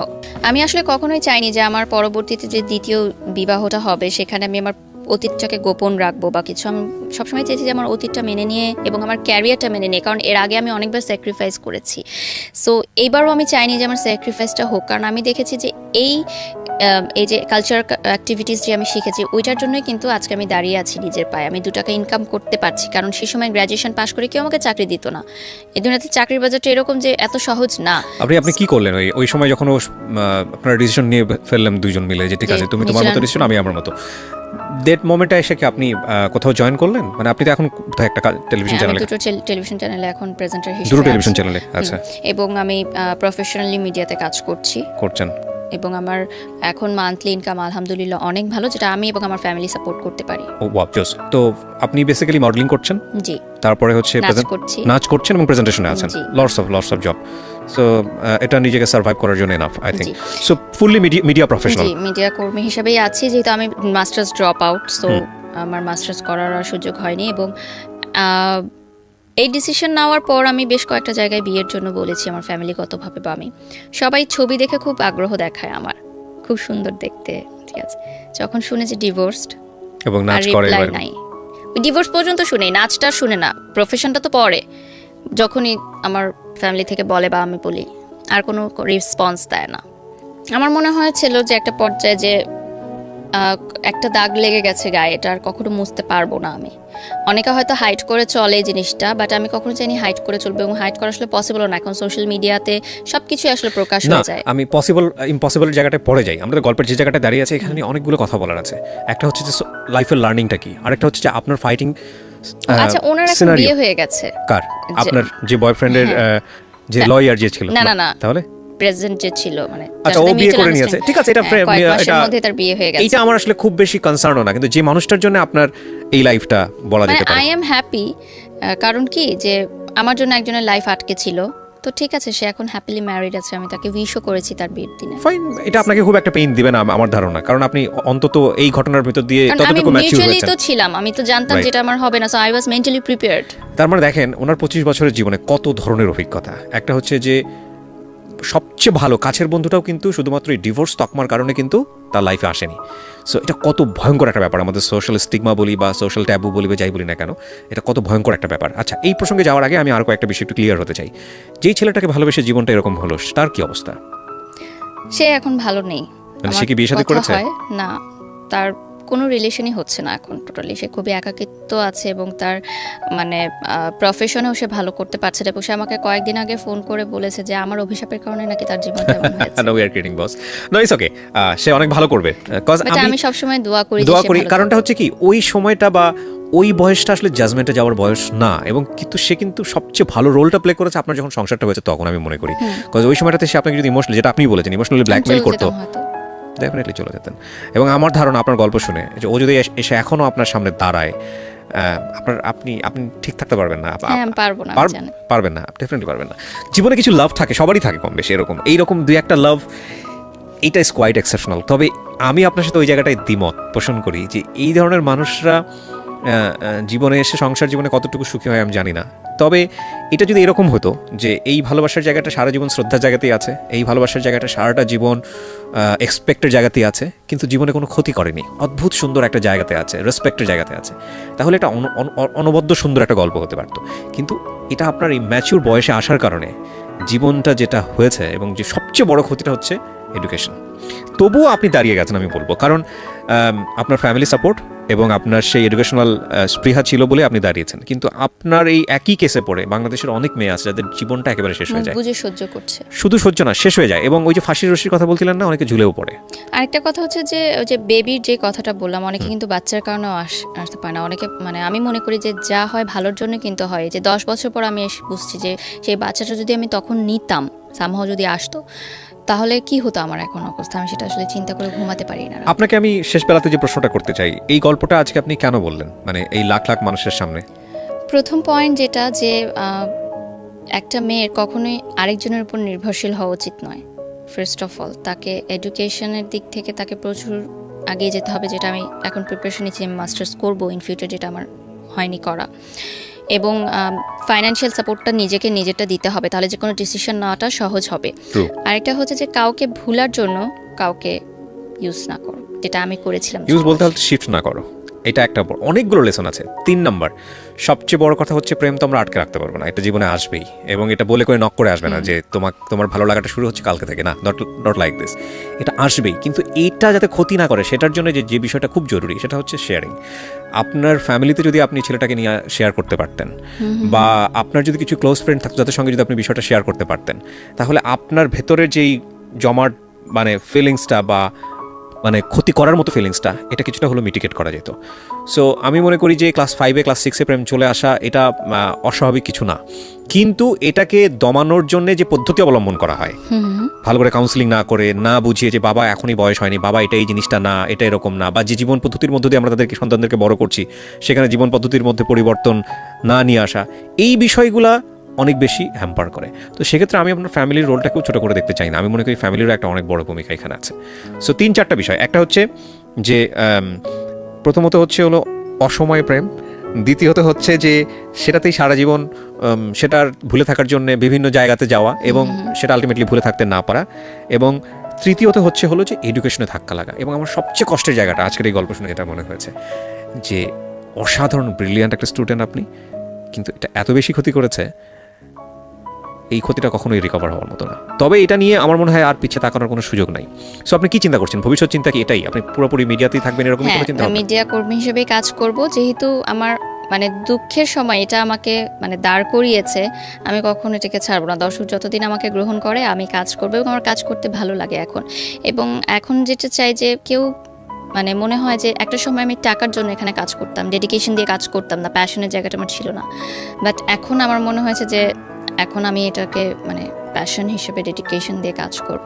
ডেফিনেটলি আমরা গুড উইশ করি। আপনার বারিশা, বাট মিডিয়াতে সবাই ছোট করে ডাকতে বারিশ হয়ে গেছে। আচ্ছা, বারিশা মানে তো বৃষ্টি, বারিশ মানে বৃষ্টি, সমুদ্র। ও আচ্ছা, তাহলে বারিশাটাই বলি।